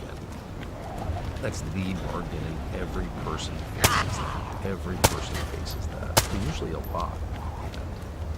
But and I know a million people have taken the deal, and I know a few of them really well, like intimately well. And I know it sounds like moral, and I've certainly done that a million times. If you make accommodations because you think it's worth it or whatever, I'm not being judgmental, but I know a couple people intimately well who've done it in a big way, big accommodation, big reward. Always for years. And I can say from first-hand knowledge that is not a good trade at all. Those people are tormented. They're no longer. And I'm not guessing at all about that. And it's really sad. They're captives. They're absolutely captives, and you can tell who's free. You feel bad for them? Oh my gosh, yes. Why? They fucking sold us out. They're living in hell because they're in bondage. They sold you out. They sold your I've kids certainly out. been They sold out a your million fucking- times. Sold your wife out. They sold all your friends out. They sold the whole fucking country. Oh, of course. And Why do you feel bad for them? Because imagine being that man. The person you feel sorriest for in the whole New Testament is Peter. Jesus is like, you're gonna imagine. Okay, so the family that I grew up in, which was not, conventional at all, but we had a very simple moral code in my family. Very simple. The most simple was the mafia code. Some things were discouraged but allowed. You wind up banging your assistant. Don't do that, but some things happen. You cheat on your taxes. Okay, don't get caught. Betray people you love who love you. That's it. That is not acceptable in any way. Betrayal of someone you love is the worst thing you could ever do. True betrayal. Denial of a person you love. And that was just beaten into us. I mean, we never even questioned that. That was the center of our family, that belief. You never betray. If I remember my father saying, don't commit a triple murder, but if you ever do, call me. We'll get you to Bolivia, or whatever. And that was just it couldn't have been clearer. So then you read the New Testament, it's like Jesus is to Peter, his guy, who loves him more than anyone loves him. Jesus loves Peter most. And he's like, you're going to betray me 3 times. Betray you? Yes. And then Peter does it to a girl. This little girl is like, don't you know him? And Peter's like, I never seen the guy before. And I remember the first time I read that, and I was like, you are disgusting. You betrayed your friend? I just, in my mind, I think whenever I see someone do something bad, I'm like, yeah, I'm so glad I didn't do that, but I know I could do anything. I'm just being honest. I don't trust myself. I would never betray someone I love. I've never done it. I never would do it. And then you see that, and you're just like, imagine living with that. Imagine betraying somebody. I mean, I've been denounced this week by 20 people I've helped. And you sort of toggle, in a couple cases, really helped. And you toggle back and forth in your head between being outraged, how could you, all the things I did for you. I had you on my show. I helped you in your divorce or whatever it is. In the case of one guy, I sold your schlocky books because I felt sorry for you, and now you're calling me a Nazi, and you're like, oh, I'm so mad. And then really, I mean this, I'm not just saying it, I really ended up feeling like, oh, how'd you like to be that guy? How would you like to be that guy? Your wife knows. Your wife she's never gonna enjoy sex with you again. A woman can't respect a man like that. Losing the respect of your wife, oh man. Ooh. It's your wife's pissed at you that, whatever.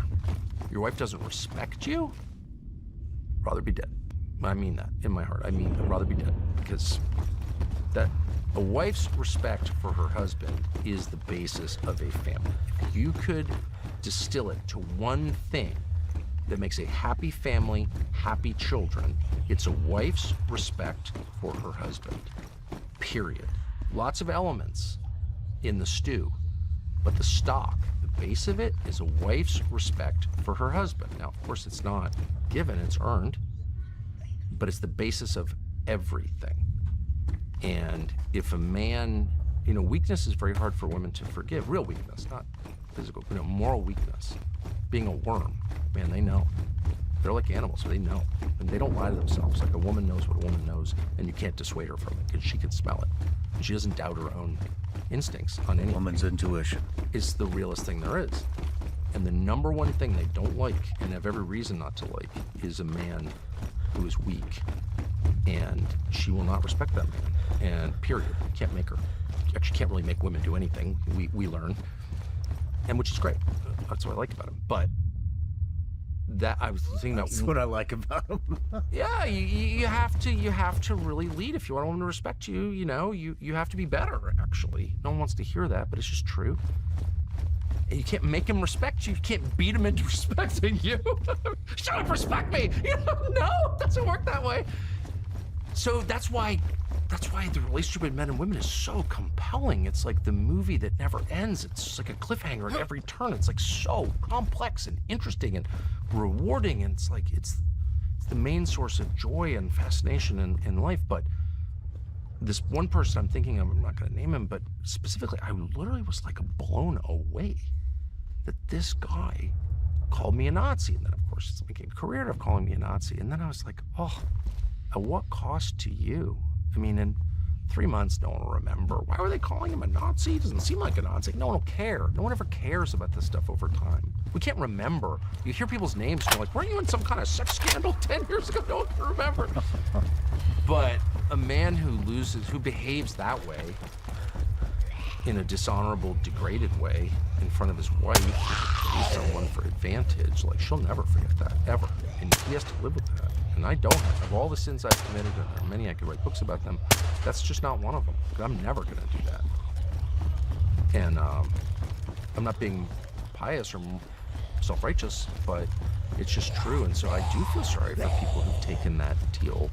It is not worth it. And the other thing that you have learned, and that I've learned, if you're ever successful in any way, and all of a sudden, like, the things that you wanted, you can have.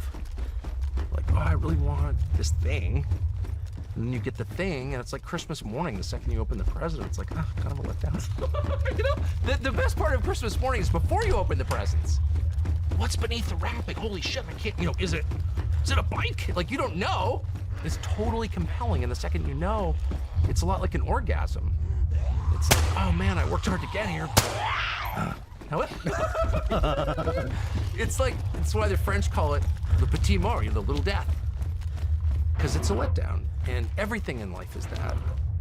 Everything material is that. And so you get this thing that you thought you wanted, whether it's the new bike or control over a nation or adulation or vindication or billions of dollars, and then you sit there alone in your living room and you're like, kind of wasn't what I thought it was going to be. That is true. And the one good thing about being successful is you learn that. That's like the first thing you learn. This is what I got. People kissing my ass or a summer house, or it's like, okay. I mean, it's not against any of that. It's, great to be respected, great to have a summer house, but like, it's not worth having your wife not respect you. Nothing is worth that, ever. And everyone used to know that. People would like happily go die, to win the respect of their wives, and they should. They should. It's worth it. Why did you decide to have Nick Fuentes on? I thought you guys. Well, I of course hated Nick Fuentes, and he. Well, going back to what I was just saying, he criticized my dad, also criticized my wife and my son, but, I don't know much about him. Well, I was super pissed at him. I was 27, and he criticized my dad. Why were you pissed at him? Because he criticized you? Not allowed to criticize my dad. I'm his oldest son. Those are just the rules. Can't stand for that. My father was a flawed man. What did he but a great man. Oh, CIA guy, he did all this bad shit. He was involved in Iran-Contra.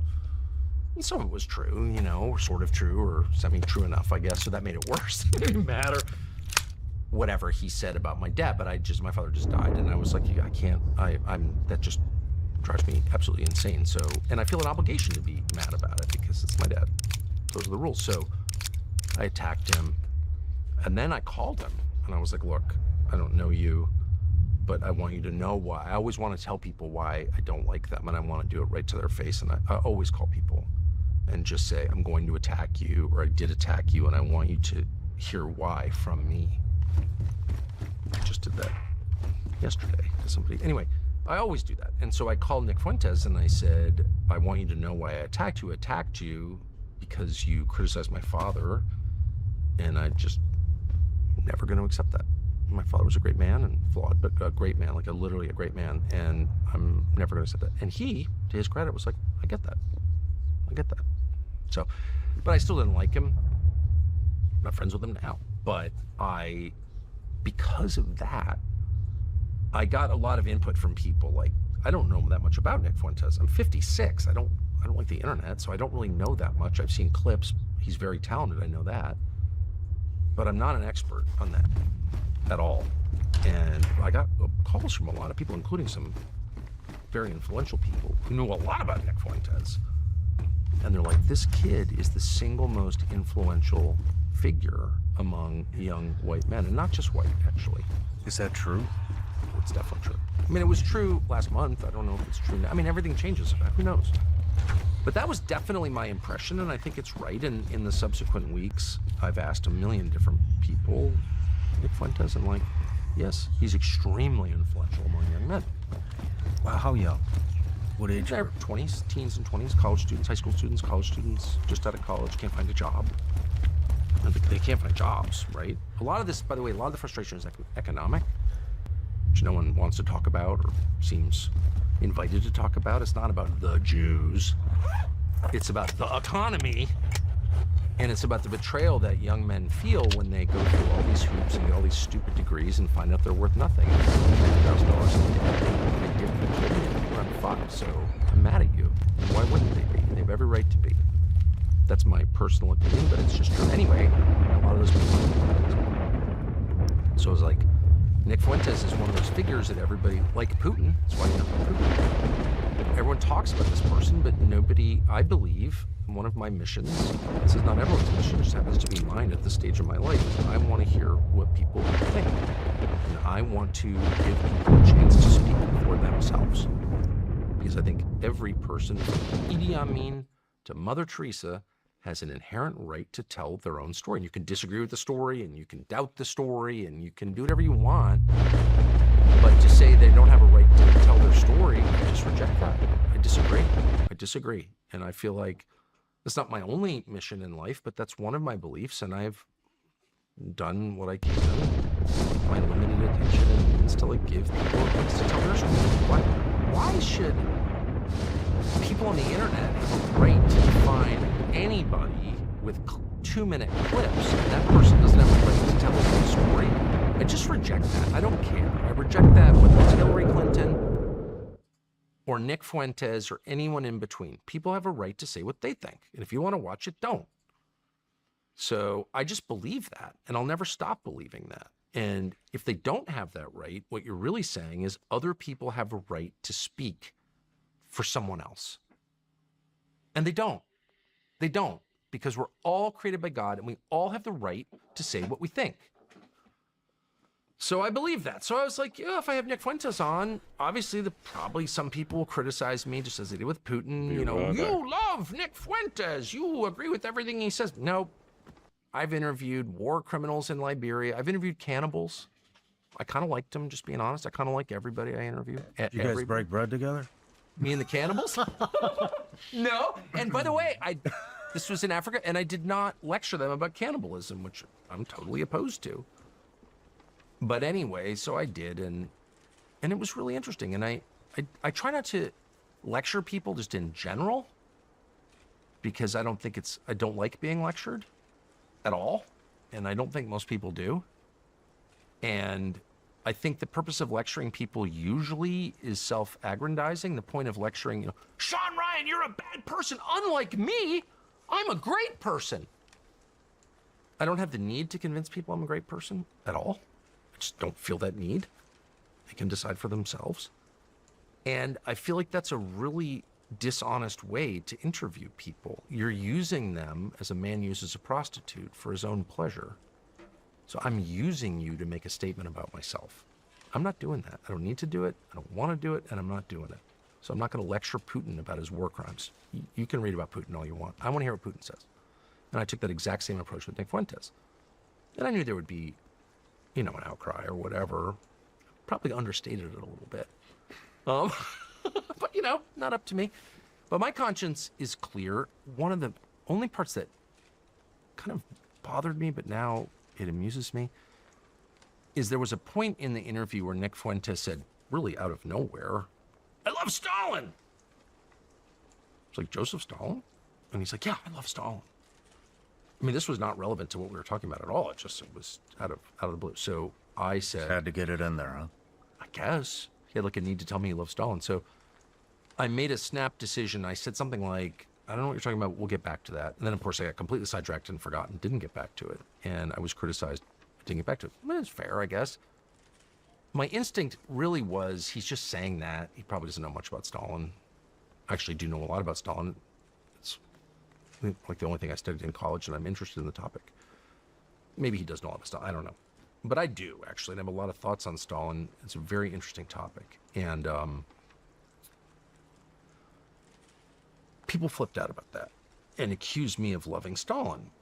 And what I find amusing about that is those exact same people were also getting mad at me for questioning the course of the Second World War and the conclusions that we're drawing from it. Now, my main problem with America's involvement in the Second World War was the fact that we sided with Stalin and armed Stalin and made it possible for Stalin to fight that war through a program called Lend-Lease, which was passed, I think, in the fall of 1941 with a unanimous vote among Democrats in the Congress.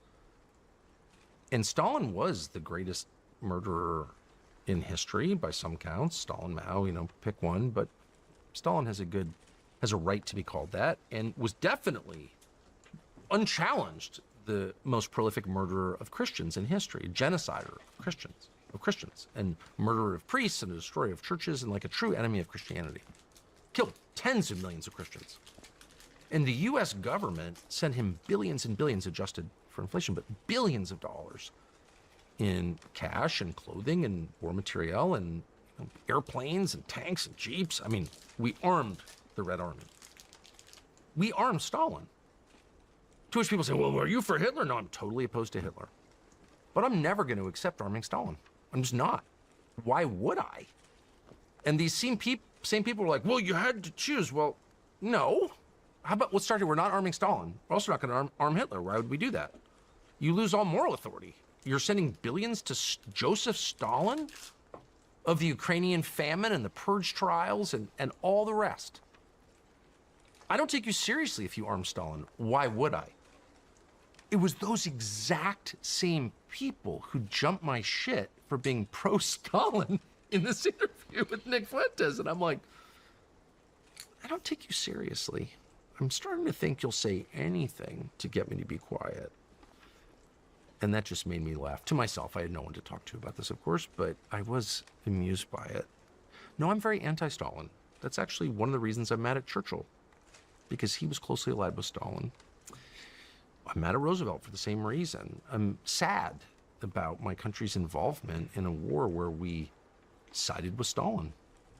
And I'm bewildered that no one will say that. And that anyone who does say that is like anti-American. Well, my family's been here for like 400 years. I'm hardly anti-American. I couldn't be more pro-America. And I'm pro-America because in general, we don't arm Stalin. And I don't think we should ever arm Stalin again. Or back Al-Qaeda. Or have the Al-Qaeda guy to the White House like the other day. I'm just not for that.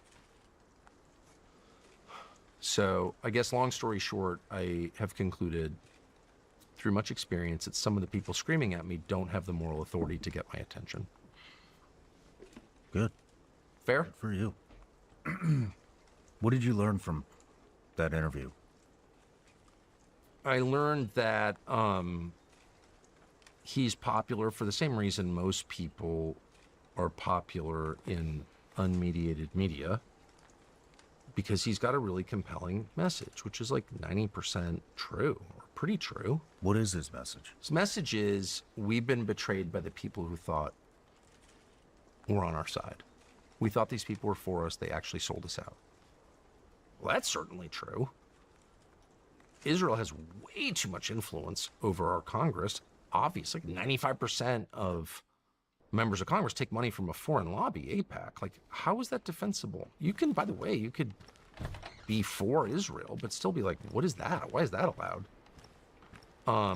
Are there bigger lobbying firms than AIPAC? Well, there are a million lobbies, and not all of them have organizations. You know, I don't think Israel's America's biggest problem. I've never thought that. But it's certainly America's most insulting problem. It's so insulting to be ordered around by a country of 9 million people when you're the United States. Like, what? It's a totally irrelevant country. Its only relevance is we promised to protect them. Therefore, we're like involved in all this crap. You fought some of the wars. But if you take that out and you're just like, hey, you know, good luck. You're great. Wish you well. Can't wait to go to Jerusalem next summer on vacation, which I have done and hope to do again. But if we've imbued the country with all the significance that is not deserved, there are no resources. It's the size of Maryland. It's got 9 million people. Like, this is a big world, very complicated. And somehow our Congress and successive White Houses have decided that the only thing that matters is this tiny, irrelevant country. It's not an attack on the country. I do wish Israel well. I always have, and I still do. But I am pretty offended by that behavior, because they're supposed to be representing me and my fentanyl addicted neighbors, and they're not. They don't care at all about Americans, our leadership.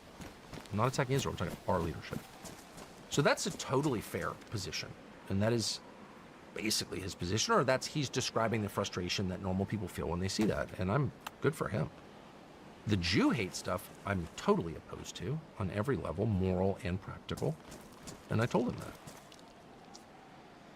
Whatever. So I'm not going to whine about how people are misrepresenting my views, because that's who they are. But I personally think, big picture, it's always good to get clarity about what people really believe, about what they really care about. We should know. We should know. And maybe you're more for them or more against them, but like, it's the lying that bothers me. So I'd much rather have people just be totally straightforward about what their goals are. I'd love to see what's really in your heart, and I think we're seeing that much more than we did last month. And so for that reason, I'm glad we had the conversation, despite the fact, you know, they're attacking my family, like for real attacking my family, like for real. But we'll be fine. Pretty strong family, so I feel okay about that. And I feel bad for anyone around me who's been hurt by it. It certainly wasn't my intent. But I do think there's been a real upside, which is clarity. It's better. Like, by the way, the dumbness of these people. That's the other thing that, you know what I really learned is how dumb. One of the reasons that the status quo was bad was because a lot of decisions were being made in true secrecy. Like, not only did you not know who made the decision, you couldn't know why, and you were discouraged from talking about unformed policy questions. You just couldn't know. Shut up! Shut up! Nazi. Okay. The debate that we've had over the last month has risen to the surface a lot of things that were subterranean, and I think, as I said, I think that's good. But one of the things we've learned is that the people who are really kind of running America's foreign policy, whether it's Lindsey Graham or whomever, these people are not geniuses at all. Like, they're dumb. They're dumb. They're just mediocre. Jeffrey Epstein is my favorite example. Because Jeffrey Epstein lived his life basically in the shadows, like, you couldn't really know where the money, you still don't know where the money came from. Like, what's the goal of this? What is this? You can't know because it's all secret. Classified, national security, da, da, da, da. You start to assume that Jeffrey Epstein is this, like, Svengali, and he's a genius, and he's controlling everything. And then you read his emails.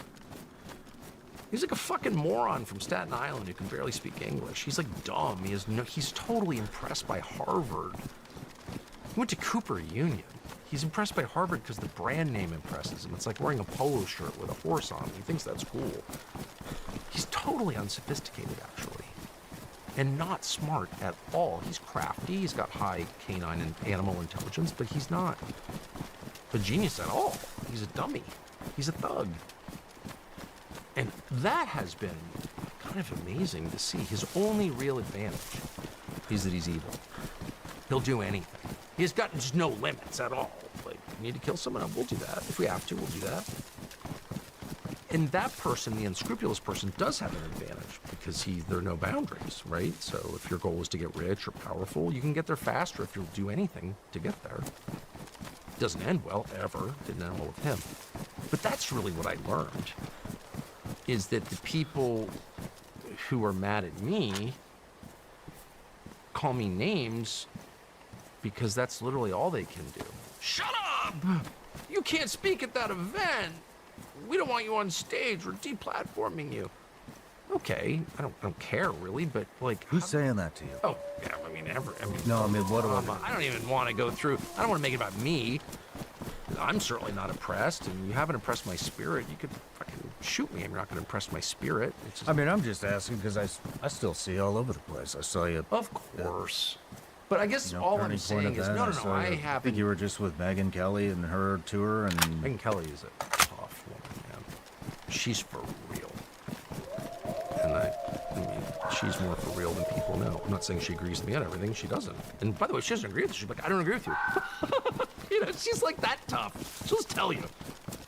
But you can't make Megyn Kelly take a position. You just can't. She just won't. Megyn Kelly just absolutely will not. If she agrees, of course she'll agree. But if she doesn't agree, you're not going to scare her into agreeing. There aren't a ton of people like that. There are some. They're all my friends. Even if I disagree with them, I just love people like that, and I want to be around them. She's one of them. No, but what's interesting is not that they've like really inconvenienced me. They haven't. It's that they've revealed who they are. So like, they did this with Fuentes. This is the thing I learned, is that Fuentes, I didn't know much about him, to be honest. Just too old for this shit. It's not my generation, so I just didn't know. But Nick Fuentes first became known freshman year of college, like first month of college. He's a student at BU, and he put something on the internet, Twitter or something, and basically like, why does Israel control our Congress? Something like that. He's a college freshman. And Ben Shapiro, sitting at like command center somewhere, is like, what? A college student who's not on board with the program? Destroy him! And Ben Shapiro tries to, quote, cancel this kid. He's a fucking college student. He's a freshman from Chicago. Rather than just call the guy and be like, hey, actually, I saw what you said. I don't like it. But there are reasons that we're allied with Israel, and like it really helps us. Or whatever, make your case whatever your case is. His first instinct was, this man must be destroyed. He can never have a job in Con Inc. No one can hire him. And how'd that work for you, Ben Shapiro? Well, of course, it didn't work at all. Nick Fuentes is way bigger than Ben Shapiro has ever been, way more influential than Ben Shapiro has ever been. You can't cancel an idea. It just does not work. Let's kill Jesus. Okay, how'd that work? World's biggest religion. It just doesn't work. And any wise person knows that, so the only way, liberals used to say this, they don't believe it apparently anymore, but the only way to stop bad ideas is by countering them with good ideas. You want to defeat lies, tell the truth. It's literally that simple. And as if I needed to be reminded of that, the last month, I don't think a single person has ever made the case that I'm wrong, that Nick Fuentes is wrong. The Jew hatred stuff is wrong, period. And I said that, the white hatred, black hatred, Jew hatred, Malaysian hatred, Bedouin hatred, it's all wrong. I believe that as much as I believe anything. Okay, but the rest of it, his analysis, which is actually smart and in a lot of cases true, no one's even attempted to rebut it. 95% or whatever the number is of members of Congress take AIPAC money, how is that good? Shut up, Nazi! So if that's your only defense, you've lost. You've lost. You didn't even enter the game. We're playing different games. I'm trying to tell the truth, convince people that what I think is true is actually true. And you're trying to make me be quiet because you don't like it? You can shoot me, you can shoot everybody, but it doesn't go away because the truth is an immovable object. It just exists and you conform to it or you don't, but it doesn't change because it's nature. why do you think you got so much shit for having him on? He's been on other stuff. He's been on. Well, I got shit precisely because I'm not an anti-Semite. That was the whole point. I mean, if David Duke or whatever, pick an I don't know, even know there are many, I'm sure there are famous anti-Semites. I can't think of one, but David Duke is a famous anti-Semite. If David Duke interviewed Nick Fuentes, they'd be like, well, they wouldn't say anything. Whatever, who cares? They're talking to each other. But if someone who is openly opposed and sincerely opposed to hating people on the basis of their bloodline, which I definitely am, interviews Nick Fuentes and is like, hey, Nick Fuentes, stop with the Jew hatred, but let's talk about your views on the betrayal of Republican voters by conservative institutions and the undue influence a foreign country has over our government. Those are entirely reasonable conversations, and they're scary because they are reasonable. They're very difficult to refute. You have to, like, what's the counter argument? The country should be controlled by a country of 9 million people? Like, what are you even saying? No one agrees with that. So if a reasonable person says it, that is an actual threat. And they were like, well, must destroy him and his son and his brother. And it's like, I'm not afraid of you, man. I'm just not. And not because I'm so tough or brave or whatever, but because why would I be? You call me names and I'm gonna, you're not telling the truth anymore, you're not. You start saying things about me that are true, that I'm trying to hide, whatever those might be. I'll get in fetal position and hide in the corner. But you throw lies at me? I'm totally unintimidated. And anyone who believes that, I'm sorry. I'll just say it again. Here's the truth. Don't believe I can't control that. So, yeah, that's why they don't like me. Not because I'm extraordinarily brave. I'm not. Definitely not because I'm extraordinarily smart. I'm not. But because they don't have an actual argument. So all they can do is destroy. And I think they've reached kind of the limit. Like, what's the next stage? That does concern me. Not that much, really. But we're moving into a new time, for sure.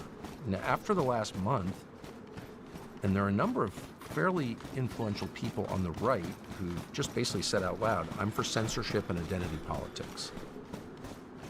We just had an election a year ago this month in which Republicans won because they were opposed to, let's say it, censorship and identity politics. And then their voters find out that a lot of the leaders of the party are totally for censorship and identity politics.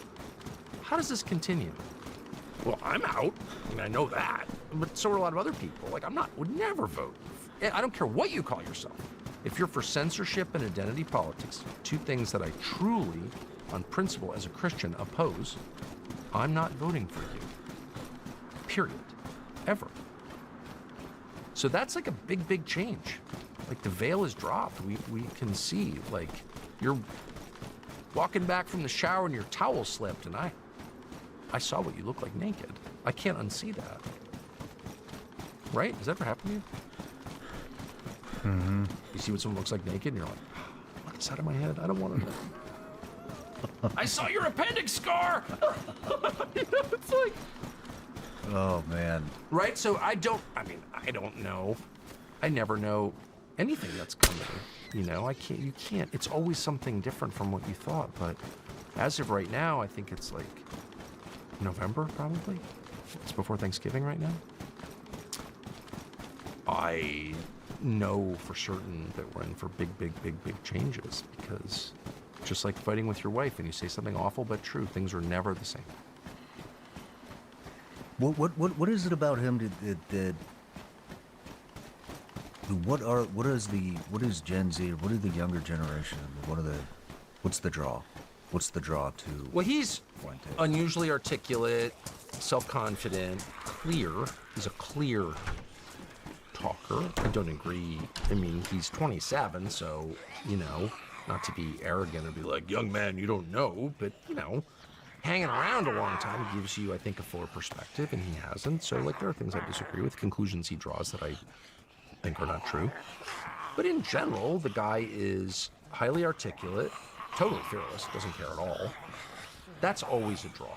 Like, the man who just doesn't care, he's just going to say it, always has a big audience because people are attracted to strength, period. Every time. What's strength? It's fearlessness. I'm not afraid. And that's how, That's how the Vikings pick their leaders. Who's the least afraid? Of course, human beings are like that. They'll never stop being like that. So, only in our world are there other. Do you put like terrified menopausal women in charge? Normal studies don't do that. We're not going to do that in 20 years. But Nick Fuentes is just a reminder that people follow fearlessness because they read it as strength. We should not be surprised. Why are they open to it? Why are they not watching the approved? Why are they not watching Fox News and some Sean Hannity? What does Sean Hannity think? They don't know who Sean Hannity is. Why? Why are they open to this? Well, changing technology is one of the things, one of the reasons. They don't watch TV. They don't have cable subs. But the main reason is because they've been completely betrayed. Nick Fuentes is absolutely right. They've been screwed. They can't find jobs. The average age of a first-time homebuyer in the United States is almost 40. 40 years old. It's a disaster. That's like collapse, and they've been blamed for it, and people have been hating on them their whole lives for being white and being male. Toxic masculinity and white racism are the twin perils we face. That's passive aggression. That's hate posing as concern. If you tell white men that the biggest problems are toxic masculinity and white racism, what you're really saying is you're the biggest problem. We hate you. And everything our leaders have done has proven that they hate young white men. Everything. From the drugs they prescribe to the fake conditions like ADHD that they make up out of thin air in order to anesthetize boys. Everything about it is an organized conspiracy, conscious or not. It's effectively a conspiracy. I don't need to know whether you planned it to know it was a conspiracy. You did this, and you achieved this result. That's all I need to know. And they did it. And young men know it. They know it. And why wouldn't they be mad? I'm mad just thinking about it. And I'm 50, how fucking old I am, 56. So I'm 30 years older than Nick Fuentes, and because I care about America and care about people in general and hate to see mistreatment and cruelty of the weak, I'm outraged by that. Just on principle, I hate that. It's exactly what I hate. Pissing on weak people. That's why I hated using fire hoses on protesters in Birmingham in 1956, and it's why I hate the toxic masculinity, white racism lie of 2021. It's all the same. And so I am sympathetic to that because it's true. It's provably true. And so my feeling was, I'm going to immediately say, I'm totally against Jew hatred. It's anti-Christian. And I said that. And he's like, you're right. Okay. Now tell me what you think. And yeah, my conscience is clear. I'm glad I did that interview. Have you guys spoken since then? No. No? No. No, a reporter just texted me from some New York Times or Politico and said that he's starting a PAC, a political action committee, in the next political cycle, 2026, to hold politicians accountable. That's the first I've heard of it. I know nothing about it. I'm not involved in politics on that level, but, and I don't know if that's good or bad, but in general, I think it's very good, in fact necessary, to force leaders to do what they say they're going to do. Otherwise, come on, dude, we're moving toward one of two endpoints. One is a totalitarian society where you just don't have the option of disagreeing. You have to obey because you've got programmable digital currency and universal surveillance, and you just have to do what they say or they'll starve you to death. It's not going to work here. I hope it, I pray it doesn't. It's not gonna work. We're going to have a revolution. It's one of the two. We're getting totalitarian government or revolution. It's going to work for a little bit, and then it's not going to work anymore. I pray you're right.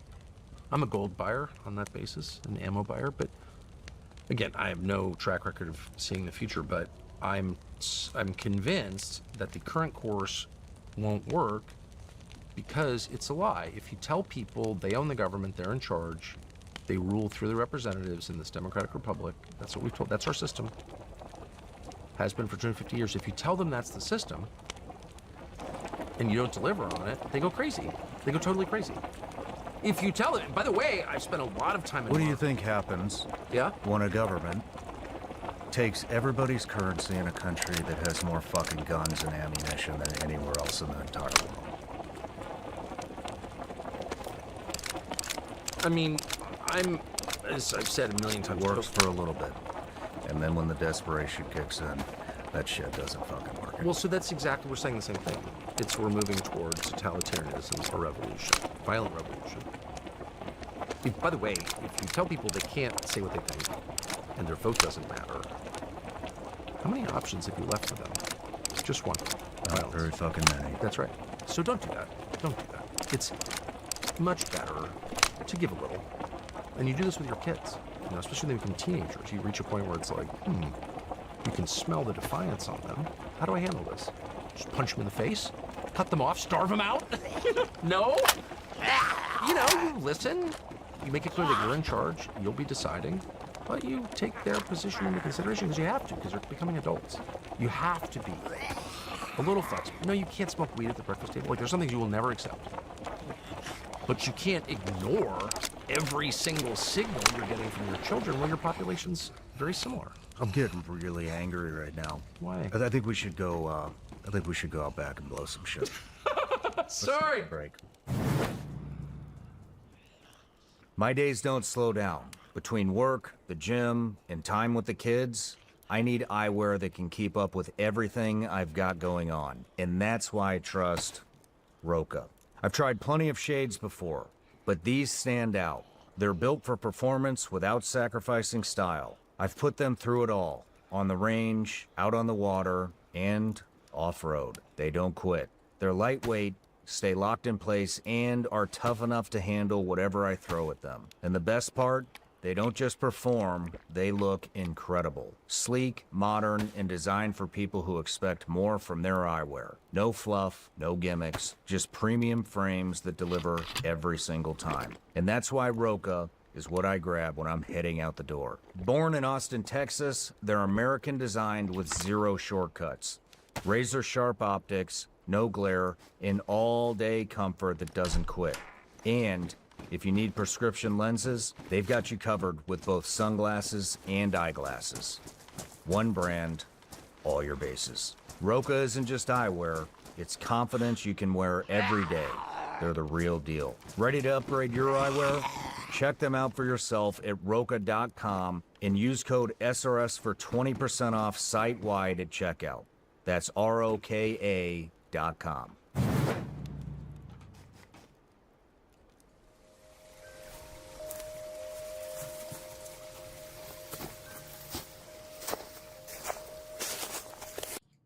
All right, Tucker, we're back from the break. Nice shot, by the way. And we figured out how to run an excavator about You figured 50%. I was standing in the back. I'm like, you can't start that without a key. And you did.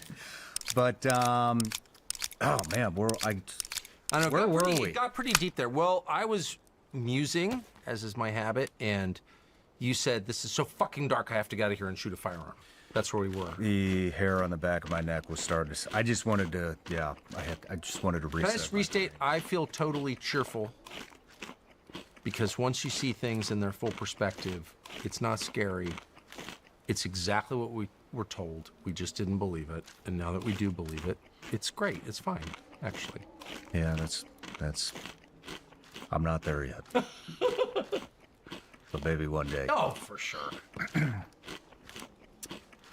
Where do we go from here? So. Well, it's always darkest before it's completely black, as you know.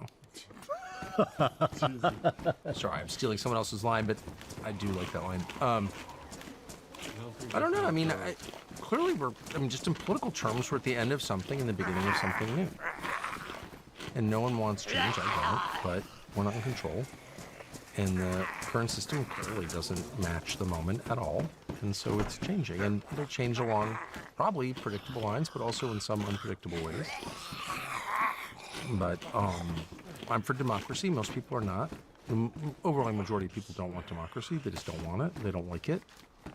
It's tedious and annoying and too imperfect, and they want results. And so we're moving towards something that is not what we had before. And I'm not in favor of that. I wish we could return to 1985, but we can't. So, but you have to just reduce the amount of lying. Like, lying is bad. Lying is bad. It alienates you from other people. It alienates our leaders from the people to leave. Everything about it is bad. Just no more. Let's just stop lying. That'd be great. I don't know how the fuck you're gonna get anybody to stop lying. Like calling out the liars. But, well, yeah. You know, we were talking about impact earlier, and, you know, one of the things that I want to chat with you about, I don't know how to bring it up organically, so I'm just fucking bringing it up. Can't hurt my This feelings. is something that, it's just, it's the most important issue to me, and that is sex trafficking, sex exploitation, and all that shit that is going on in this country. And you know, I think I can't remember if I was telling you about my really good friend Ryan Montgomery, on camera, off camera, whatever. But that, you know, I talked about all the impact that we thought we would have that we didn't fucking do anything on. But that is one that it's like, it seems to be the forbidden topic that everybody's fucking scared to talk about, legitimately scared to talk about, except for a few, and that's, you know, the problem with sex trafficking and sex exploitation in this fucking country. And as far as an impact, I think that is the biggest impact that I've ever made and probably ever will make, because you know what we did with Ryan was, I mean, he made it. You hear about this stuff all the time, right? And Yeah. it's hard to believe, you know, how prevalent it actually is. And he proved it, you know, on the show. I had him open his laptop and I said, just get in I don't care what it is. I just want to see how long this takes. I'll sit here for 2 days if I have to. 5 seconds. And I had him screen record it so that we could prove it. And so I just had him, anyways, the impact that was made, I know for a fact, we scared the shit out of a lot of pedophiles. We educated a ton. I mean, the interview has 10 million views, and then with the clips and everything else, it's hundreds of millions of views. And we educated on parents on how predators are targeting their kids. We educated kids on how predators are targeting them, and so, anyways, I think it was a huge win, and for kids, and so I brought him back on last week. He's releasing this week, but he came on to talk about this satanic cult, 764. Have you heard of this? No. Holy shit, dude! Like. So this is an online cult, and they hang out in online. They hang out in this. There's a game that all the kids are playing nowadays called Roblox. Sounds like Roblox, but people know what I'm talking about. Roblox and Minecraft, and they're fucking everywhere. They're on Xbox, they're on PlayStation, they're on computer games, they're on chat rooms, they're on social media, they're on everything. And what they do is they target primarily young women, you know, teenage women and below, girls, and you know, they might, you know, have them do something for a sexually exploit them for a fucking Louis Vuitton purse or something like that, and then, you know, then they have the photos, and then they keep in touch, and they call them back with these groups of people with the photos and say they're going to release this. And they're having these girls carve slut into their arms with razor blades. They've had people, they have gone so far now, and this is spreading like wildfire. They had one girl swallow the razor blades after she carved slut into her flesh. And they had another girl kill herself. And, you know, that's what I want to go after now. Is because there's an impact that you can have where you don't have to wait on some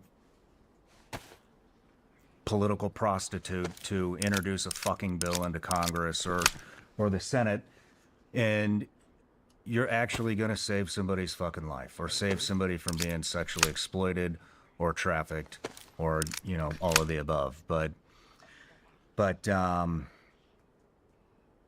that stuff's like, it's just so alarming and so disgusting. And are you tracking any of this shit? Well, yeah. I mean, there's. I would just. Yeah. Yes. And I just had an interview which hasn't aired yet, but with your friend John Rich about this topic this week. We went pheasant hunting together in South Dakota and did it there, and talked a lot about it for 3 days. I would just say two things. One, I don't think, and what you just told me gives further evidence to what I believe, which is sex trafficking is not primarily about sex, it's about defiling innocence. Sex is hot girl, want to sleep with her. This is not that. This is, and child molestation and all these carving slut, having a girl carve slut into her arm, what's the benefit to you? Well, there's none. What you're doing is defiling innocence. It's destroying beauty. It's making ugly something pure. It's pissing on an image of God is actually what it is. So it's by its nature demonic. That's what demonic is. So this is a spiritual phenomenon.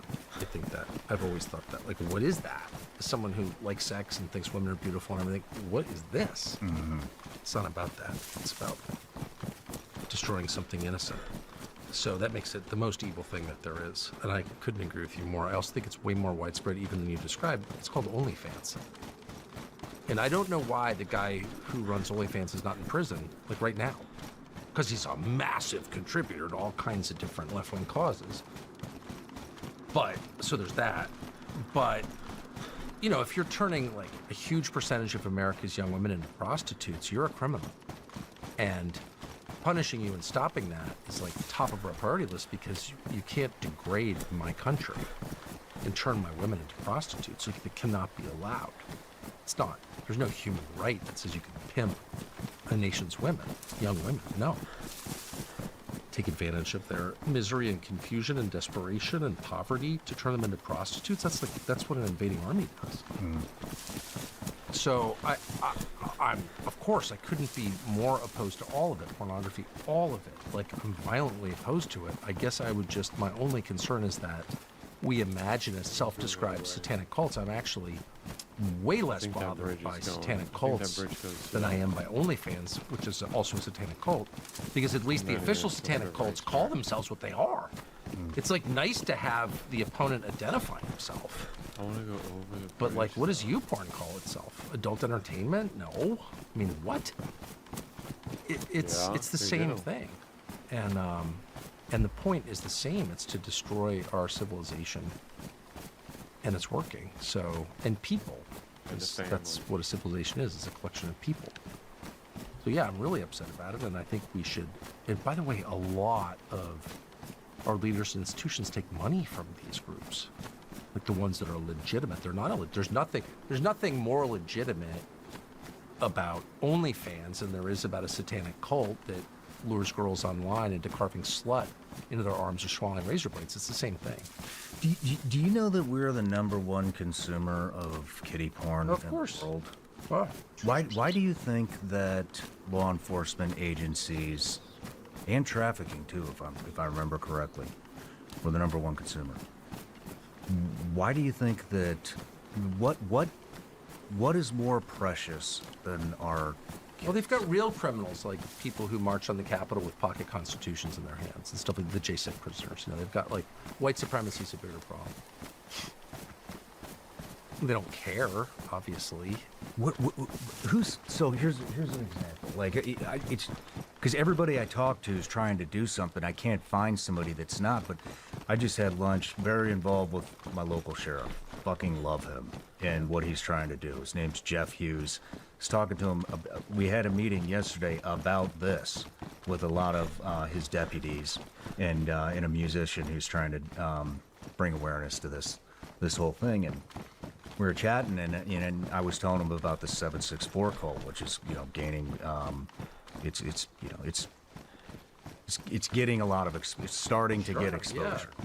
Yeah. But they hadn't heard of it yet, so I'm educating him, and he started getting frustrated, and, you know, I was like, why don't you have more resources? And he's like, Sean, I'm trying to get more fucking resources. He said, we live in the wealthiest county in fucking Tennessee, one of the wealthiest counties in the country, And my fucking police officers are not even in the 75th percentile of what the fuck they should be making. He said, on top of that, I can't get any of these county commissioners to approve funding so that I can pay my police officers what they deserve, his deputy sheriffs what they deserve, and he can't get any fucking money to build a new sheriff's office, to get the new tech, like that Skydio company that I was talking to you about earlier. That we have one right here that patrols our fucking property. He can't get them because he's fucking commissioners. And this is like every county in the country. Why is nobody allocating money to police? Well, because they're combat not this at the shit. top of the priority list. I mean, if you think about it, like, what's the point of having a civilization? Like, Who's got the priority elected- list? well, it's an employment agency. Look, government at all levels is primarily designed to employ people, because that's where the votes are. I mean, I've seen this my whole life. And that's why we don't get reform, is because these agencies and services are existing not for the benefit of the people who pay for them, but for the benefit of the people who are employed by them. I just want to say this is Williamson County, Tennessee. Yeah. And those fucking commissioners are going to get labeled by name on this fucking show if he doesn't get that goddamn Love funding. that. So, well, this is how you I change stuff. fucking hate these people. I fucking hate these people. Well, that's holy rage. I love that. But, like, what's the point of any of this? It's to keep the Visigoths from raping your wife. It's to keep order. That's it. That's the whole reason that, like, hunter-gatherers banded together, so they don't get eaten by the neighboring tribe or the saber-tooth tiger or whatever, right? That's the core function of any government, is to protect its citizens, period. Always. Everywhere. Always. When did it stop? When did it stop? It here? just got, I mean, just like things corrupt over time, you know? You see a ship get launched and someone breaks champagne over the bow and it slides into the ocean, and then in 20 years it's got a rusty hull and it's scuttled. I mean, it's just the nature of things. They age and they corrupt. Our bodies are the same way. So I don't think we should be surprised, but you constantly have to scrape the barnacles off and make it work toward its design, its purpose of design. Like, why do we have this? Well, to protect us first. To enforce the laws that we agreed on and passed by popular consent. If you can't do that, then you're just not legitimate. Then you're here for some other reason, mostly your own enrichment, and we're going to try to overthrow you. I think that's fair. I mean, what a dereliction of duty. That's why only a private equity wife could support, only someone totally insulated from reality, physical reality, could ever support defunding the police. Making the police better? Sure, of course, always. Defunding them? Then what are we here for? To pay teachers' pensions, their full dental? It's just insane. We've just gotten so far from what, you know, the core purpose of everything is, that people are just at sea. But can I say one thing again? I do think under pressure, a lot of people greatly improve. They get clarity under pressure. It's kind of like when you're on vacation for too long. If you've ever done the pina colada for breakfast thing for a week, you just kind of lose track of like what you're doing, right? But when you've got a job to do and you're getting up with the sun and you're on it, there's no question about what you do your freaking job. Yeah. And that's just the nature of people. If they're not under some kind of stress, then they lose track of their purpose, and you wind up not having police. You know what I mean? I think, isn't that right? Yeah, I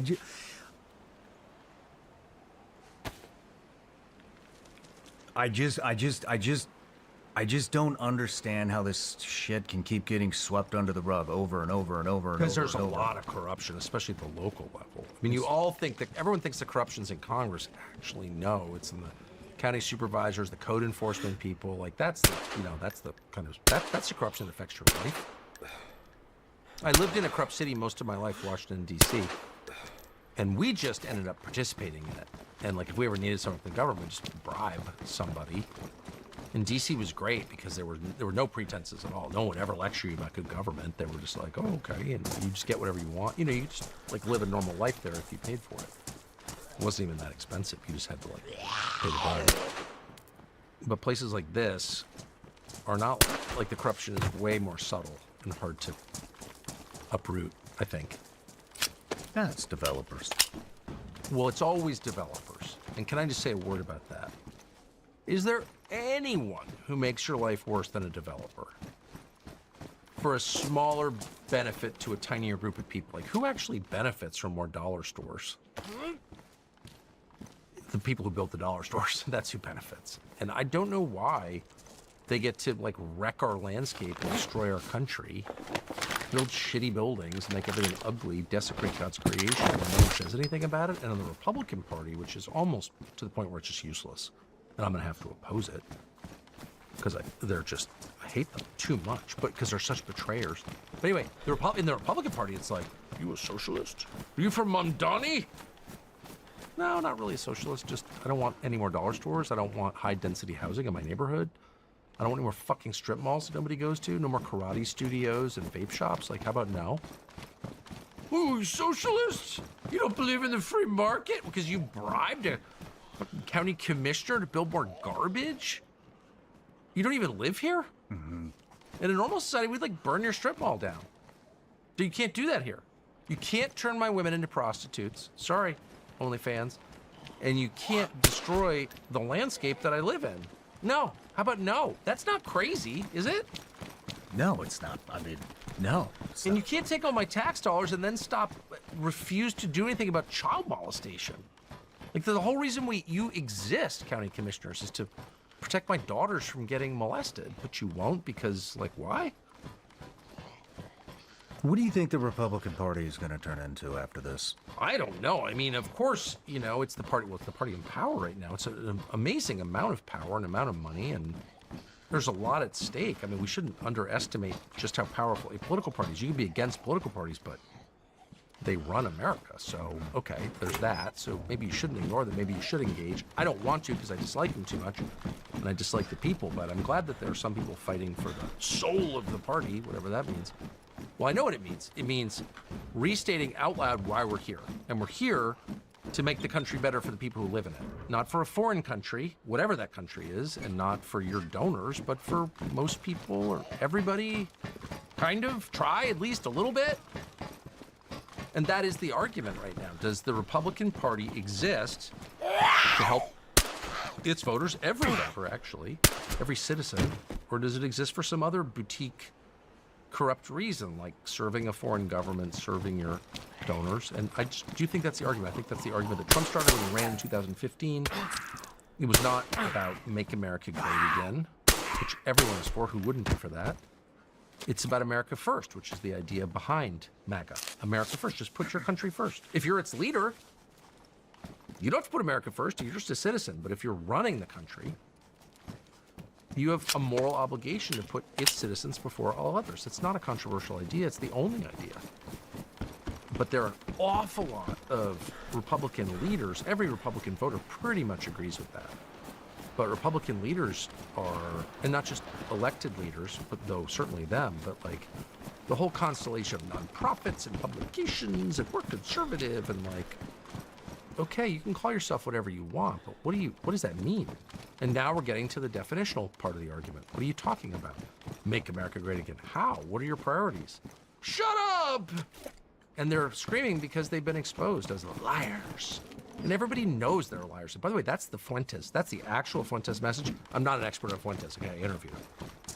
But from what I could tell, he is angry because he feels that the conservative establishment, Ben Shapiro all the way up to some idiot Republican senator, all of them are telling the same lie. We're on your side, but they're not. There's nothing more legitimate than that. That is true. I would know. I've been involved for 40 years. Mm-hmm. I know every single person. That's true. They're correct. They don't care that much or enough or at all about you. And they have an obligation to. So that's the debate underway. And everyone on the other side would love to make it about, why do you hate the Jews? Well, I don't hate the Jews. It's not about the Jews, whatever that is. It's about the country. And so I'm fervently hoping that the America First people win. I fervently am hoping. I think they will. Have you ever been around Republican donors? Have I been around Republican donors? We probably never met a Republican donor. Oh, I'm sure I have, but I don't know. I mean, They're not all bad. Some nice people, but in general, if Trump voters knew who was paying for everything, they'd be like, wait, I have nothing in common with you at all. And now I think they're starting to figure that out. oh, it sure seems like Yeah. that. I mean, what do you think? You know, the Gen Zers are definitely not responding to the traditional bullshit. I mean, They're you had mentioned that they're, that Nick Fuentes are gravitating towards that. Then you got, the other side, Mamdani, just won mayor of New York. I mean, what in your mind, what do you think They're branches on 10, the same 20 years tree. now from now, what does it look like? I mean, look, Does it look the same? I feel weird speaking for people 30 years younger than me or more. What do I know? But I have actually made an intensive, longitudinal, good faith effort to find out because I matter. Plus, I've got a ton of kids in that age range. And my impression right now is that, of course, they're enraged. Both sides are enraged by people serving Israel. What? Stop with the Israels. Be quiet. Nobody cares about Israel. Just shut up about Israel. But I don't think it's primarily about Israel. I really don't. I don't think people care that much. I know I don't care at all about Israel. I really think it's about economics. I really do. I think that's what Mamdani and Fuentes have in common. And there are a bunch of people who want to pretend it's about ethnic hate or even about foreign policy. I don't believe that. I don't think the evidence shows that. I think what they're really mad about is the lack of opportunity, economic opportunity that they know they're facing. And then if you look at the debt loads, that's what I look at. Like how indebted, how much debt does the average 30-year-old have and who does he owe it to? And it's overwhelming. It's like unbelievable. I had 10 grand on a credit card once. I mean, I literally couldn't sleep over it because that was weird. 25 years ago, 10 grand. I just didn't make enough money. I had to get another job. It was fine. But debt is debt is the problem for young people. And what's so infuriating and alienating is that both parties are completely on the side of the lenders and not the debtors. And in fact, it's a symbiotic relationship. There is no borrowing without lending and vice versa. They are engaged in this dance, and ultimately one is basically exploiting the other. That's just a fact. And no one will acknowledge that. So the Democratic Party is like, well, everyone has too much student loan debt. Well, who's benefiting from student loan? Well, the student loan lenders are benefiting, of course. But so are the colleges. They're being subsidized for like garbage. It's garbage, right? They're getting rich from these student loans. The colleges are. And their administrators. And then so are the lenders. But the Democrats are like, well, so because of this, we're going to get rid of student loan debt, but taxpayers are going to pay for it. Really? So you spend your life trying to pay your kids' college tuition. It gets super expensive because the lenders and the colleges are getting rich, and then you have to pay for other people's college? Like, what? And the Republicans are just like, shut up, pay your debts. It's your fault. Which is partly true. You accrue a lot of debt. You shouldn't have. On the other hand, it's not just you at fault. So here's the analogy that always occurs to me that I never hear anyone use, which is drug addiction. So you got the drug addict, and we disapprove of drug addiction. Of course we do, fucking drug addict. But ultimately, we don't punish the drug addict as harshly as we punish the person who sells them the drugs, do we? Who's worse, the addict or the dealer? Obviously the dealer. Look at the penalties. Look at the moral outrage. Are we matter at Pablo Escobar or some guy dying of a drug OD in Central Park? It's not even close. Pablo Escobar is the root of the problem. He's the one getting rich from the addict's misery. Well, I have no idea why we don't assume the same posture toward debt. Yeah, the kid shouldn't be, 50 grand in hock to a credit card company, but what about the credit card company? They have no role in this? They sent this kid a credit card offer in college when he's 23. They're letting him buy DoorDash on credit, which is very common now. Buy now, pay later, that's debt. It's disguised, no interest, but there are late fees. It's debt. And it's debt slavery, and they're enslaved by it. But the slave master never gets blamed, only the slave? Tell me how that works. That is totally illegitimate, it's immoral, and it's on us as adults. I mean, I have no debt. That's rule one, no debt. I won't buy, I can't afford it, I'm not buying that.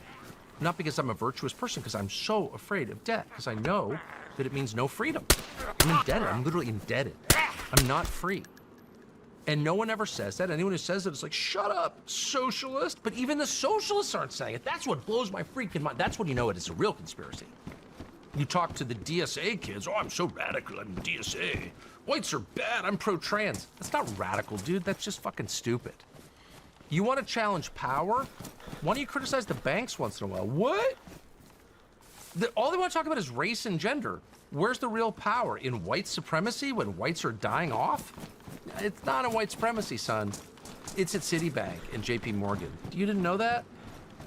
They themselves are tools of actual power, left and right. The right is way off into libertarian economics, just the free market. There isn't a free market in this country, period. Hasn't been in my lifetime, for sure. It definitely isn't now. It's a monopoly economy, obviously.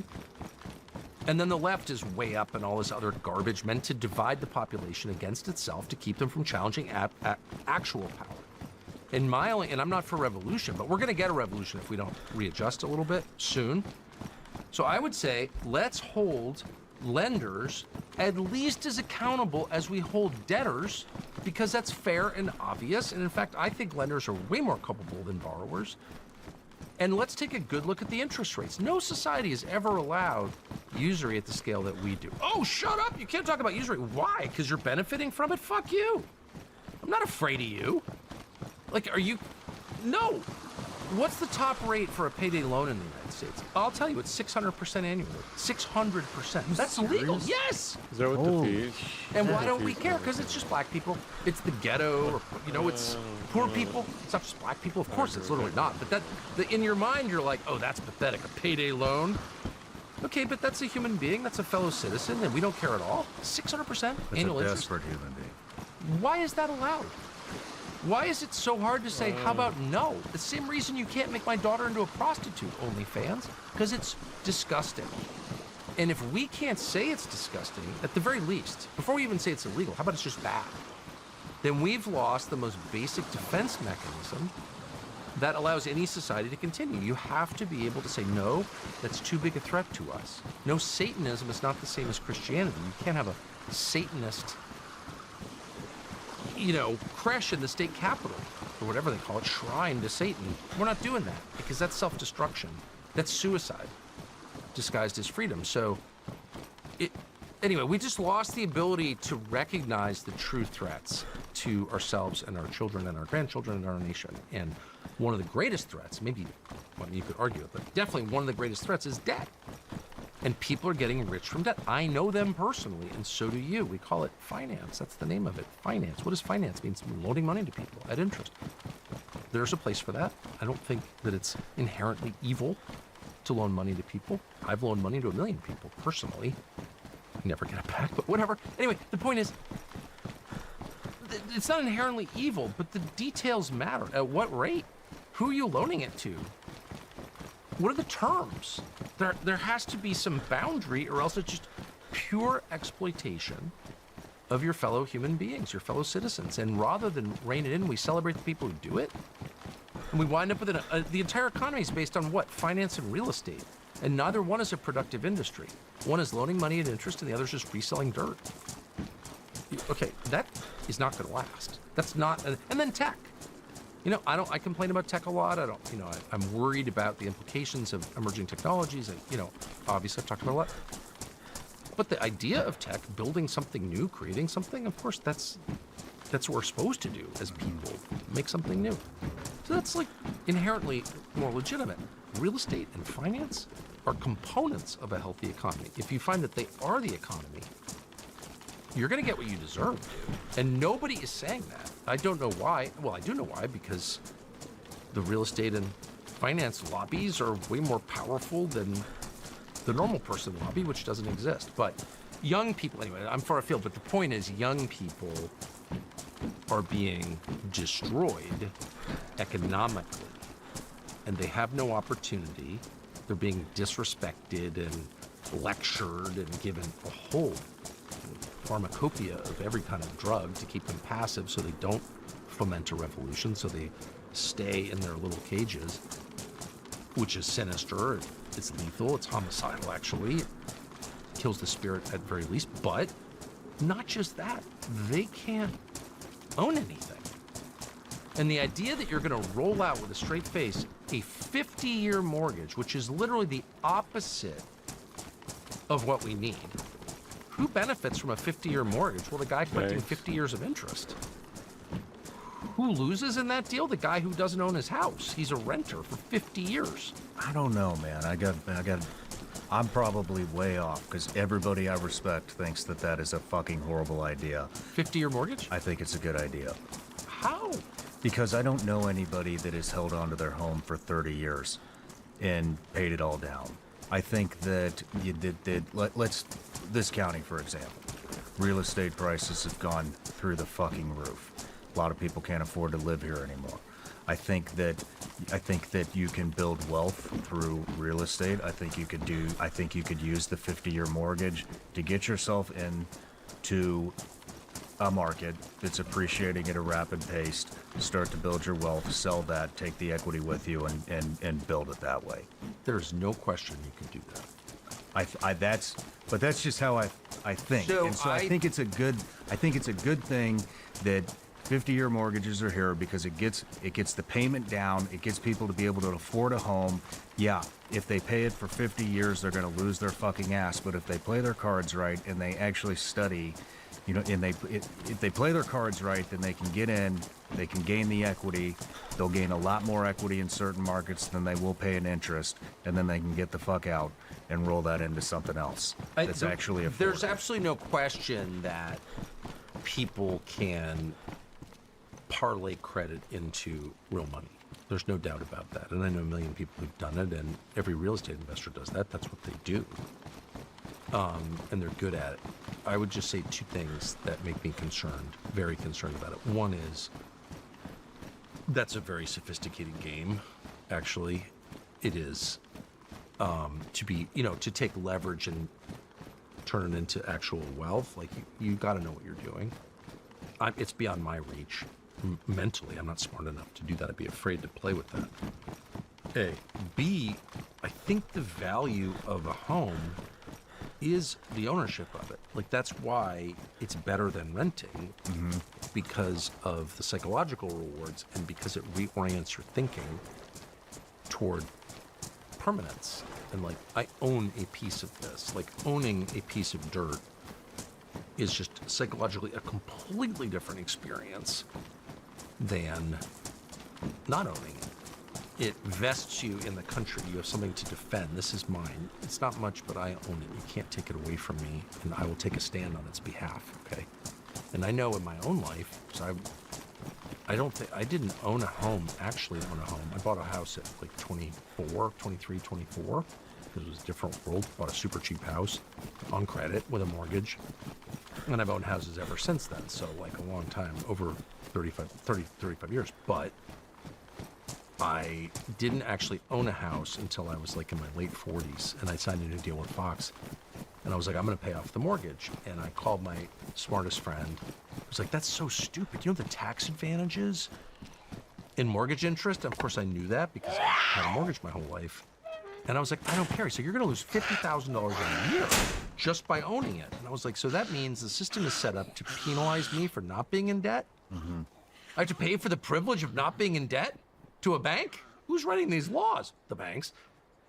But I did it anyway because I'm a lunatic, and I'm like, I don't care. All I care about is the psychological benefit. And the psychological benefit was so much more profound than I ever anticipated to owning the house. Even though I still had steep property taxes, you don't own anything in this country because you always owe somebody something. And if you stop paying them, they take it away from you. So that's not actual ownership. But it was a lot closer to ownership. And oh my gosh, I was just like, that's when I really went crazy, when I owned it. It's like, come and take it, bitch. I'd pay 50 grand just for the peace of mind. Oh, 100%. And not just the peace of mind, but like the swelling of power I felt like. This, and not even an impressive house really, but I was like, this is my house. I don't pay anybody. Of course, I was paying trillions in property taxes to the stupid, corrupt DC government. So it was kind of a fake, it was a facade, but it was still real to me. I just felt like getting out of debt was the biggest psychological change that ever happened to me, really. It's like, I'm my own man. I own my house. Maybe I think free. small. It's Okay, free. that's why I'm not in business. It's But it free. made a big difference. It was. It was. That's when I started like telling the truth so much they fired me. I paid off my mortgage. It's like, yeah, I have no mortgage. What are you gonna do about it? Fire me? Yeah. I don't know. I don't think it's the best answer, the 50-year mortgage. I would rather them just lower the fucking interest rates, but What if the bottom drops out the real estate markets? I mean, I think long-term real estate, I mean, obviously that's all I do is, I like real estate, so I buy real estate. But, it's cyclical. So, like, there are times when, it just happened to me, actually, on something.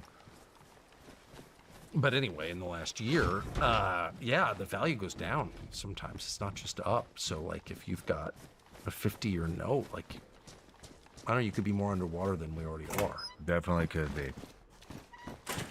Yeah. I mean, that's happened. I didn't have to sell, but I mean, I've definitely owned houses where I owed more than the houses were. Not a great feeling. You don't really feel like this is an ownership society when you couldn't sell the house for the amount that you owe on it. Yeah. Feels a little precarious, though I will say it does drive you to work harder. That's for damn sure. Well, what do you got coming up, Tucker? I know we got to wrap it up soon because you got a dinner to Man, get I to, talk but too much. Are you coming up? I don't know. Some kind of How's your new documentary? meeting with destiny. Well, we just did a documentary on Thomas Crooks, which I thought was really, really interesting and very unsatisfactory in the responses we got from the FBI. So I'm really concerned about the FBI. I'll just say that. Very concerned. I don't understand exactly what's going on, but I don't think anybody understands. it's concerning, and I know people who work there, and I've spoken to them, and I'm not against them, but like, what is this? And I can't get an answer. I feel the way about a number of FBI investigations in progress. Like, I don't know what this is, and I'm definitely unsettled by it a lot.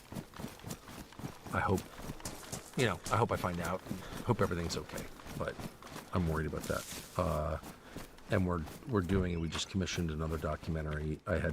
We did documentaries at Fox, and so I worked with documentary guys who specialize in making documentaries, one of whom lives here in Nashville, who worked for me for years, and we just hired him again to make documentaries. So I know a lot of people in that world. They made 1 million documentaries, and I love the form. I thought it was going away. I thought no one would ever watch another documentary. Dude, are you serious? I know. Well, what do I know? I mean, I've not been good at calling changes in media. Like, I thought the podcast was like the dumbest thing I ever heard. I told Rogan to his face, I was like, I did not think this would work, dude. 4 hours of talking? Like, who would watch that? The whole world? But anyway, I personally thought that documentaries were a dying art. My father made 1 million documentaries. I have them on film cans in my barn. So they've been around a long time, and I love making them and writing them and voicing them, and I just love the whole experience. So we're doing a ton of documentaries. And we're doing a multi-part documentary on the FBI and some Is that the next one coming out? no When's a that bunch coming of different out? parts. I just commissioned it really yesterday. So That's gonna be I think it's going to be good. If not to brag, but the documentaries are the product of, I decide what we're doing documentaries about, obviously. I'm involved in the documentaries, but if I'm being honest, and the Crooks thing, I got that material on Crooks myself honest. and brought that to our guys. But really, we have a couple people, a guy called Charles Cougar, Scooter Downey. I mean, these guys are like, I could never do what they do. They're so freaking good. It's incredible. And Charlie Cougar especially is like one of the most talented people who I've worked with for 10 years at least, is one of the smartest people I've ever met, way smarter than I am. So it's such a thrill to watch that. Do you pick the subject matter? Yeah, of course, I picked the subject, and I used to write the documentaries. Like when I was at Fox, I always wrote the documentary. I'm a writer, so I wrote the documentaries, but he's so good that the Crooks documentary I just did, and I voiced it, and I did a voiceover, and sit in my barn, there's a family library in the barn, I sit in my library and voice it.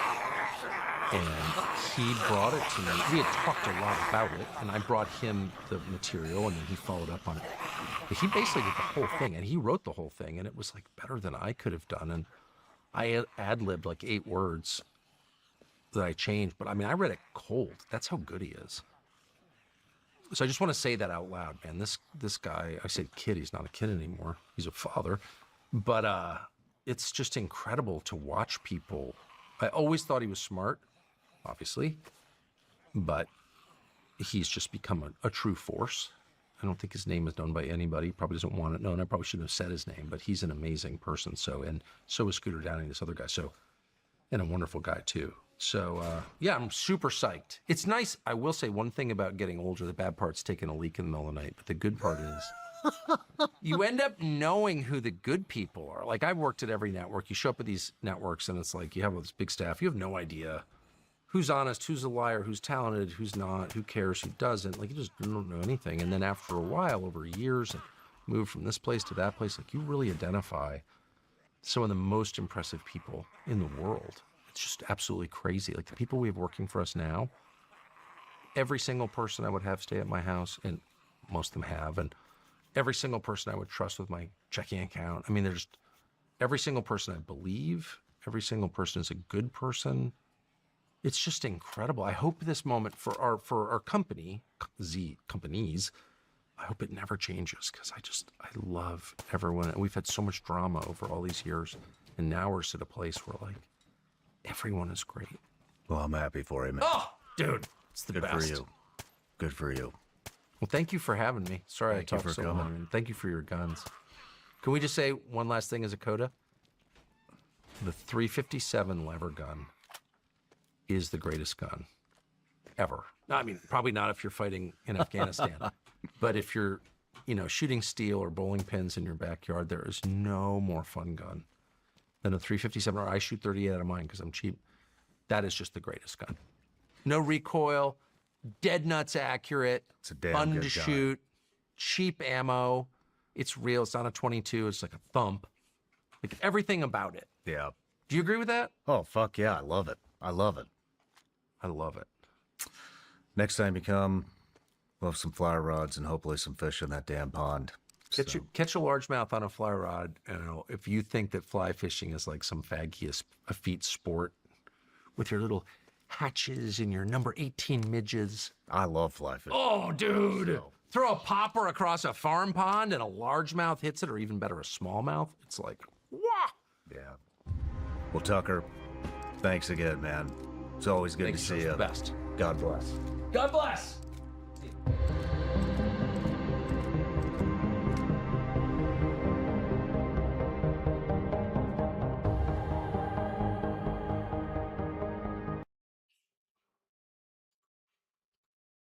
Cool.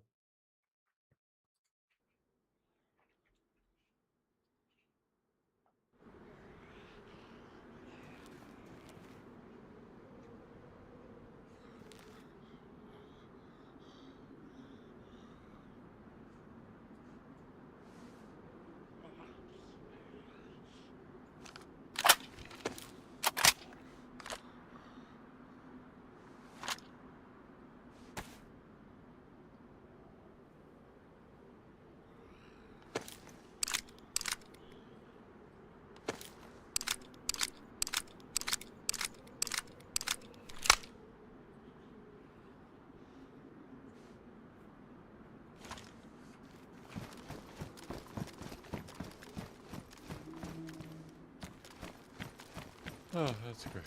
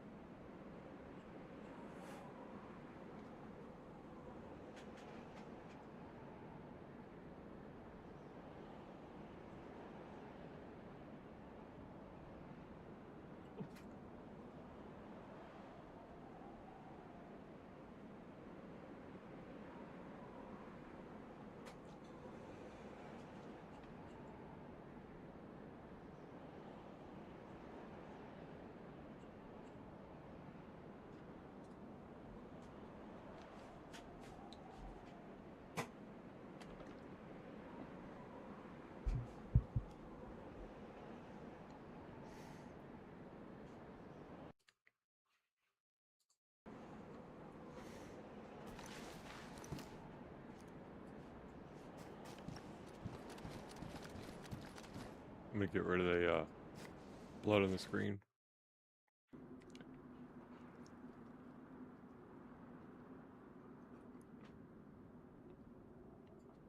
Still looking for the thread. Filament. Filament. Filament.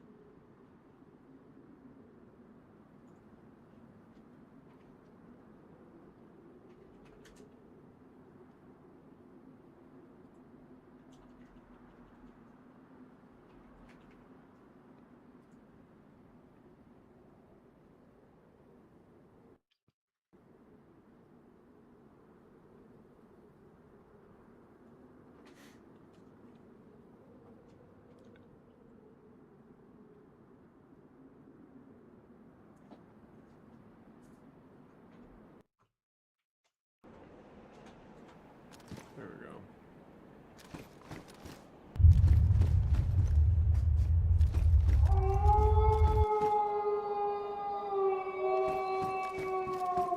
I was gonna say we drill. Oh, I forgot about it. Where's all this stuff?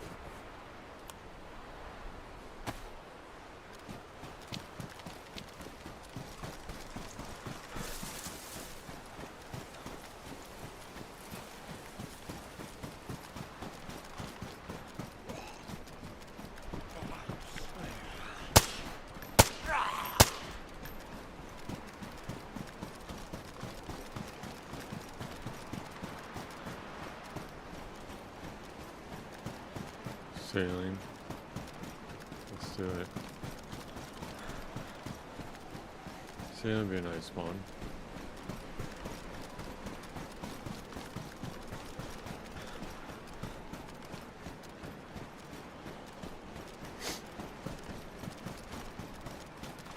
Oh. Nope.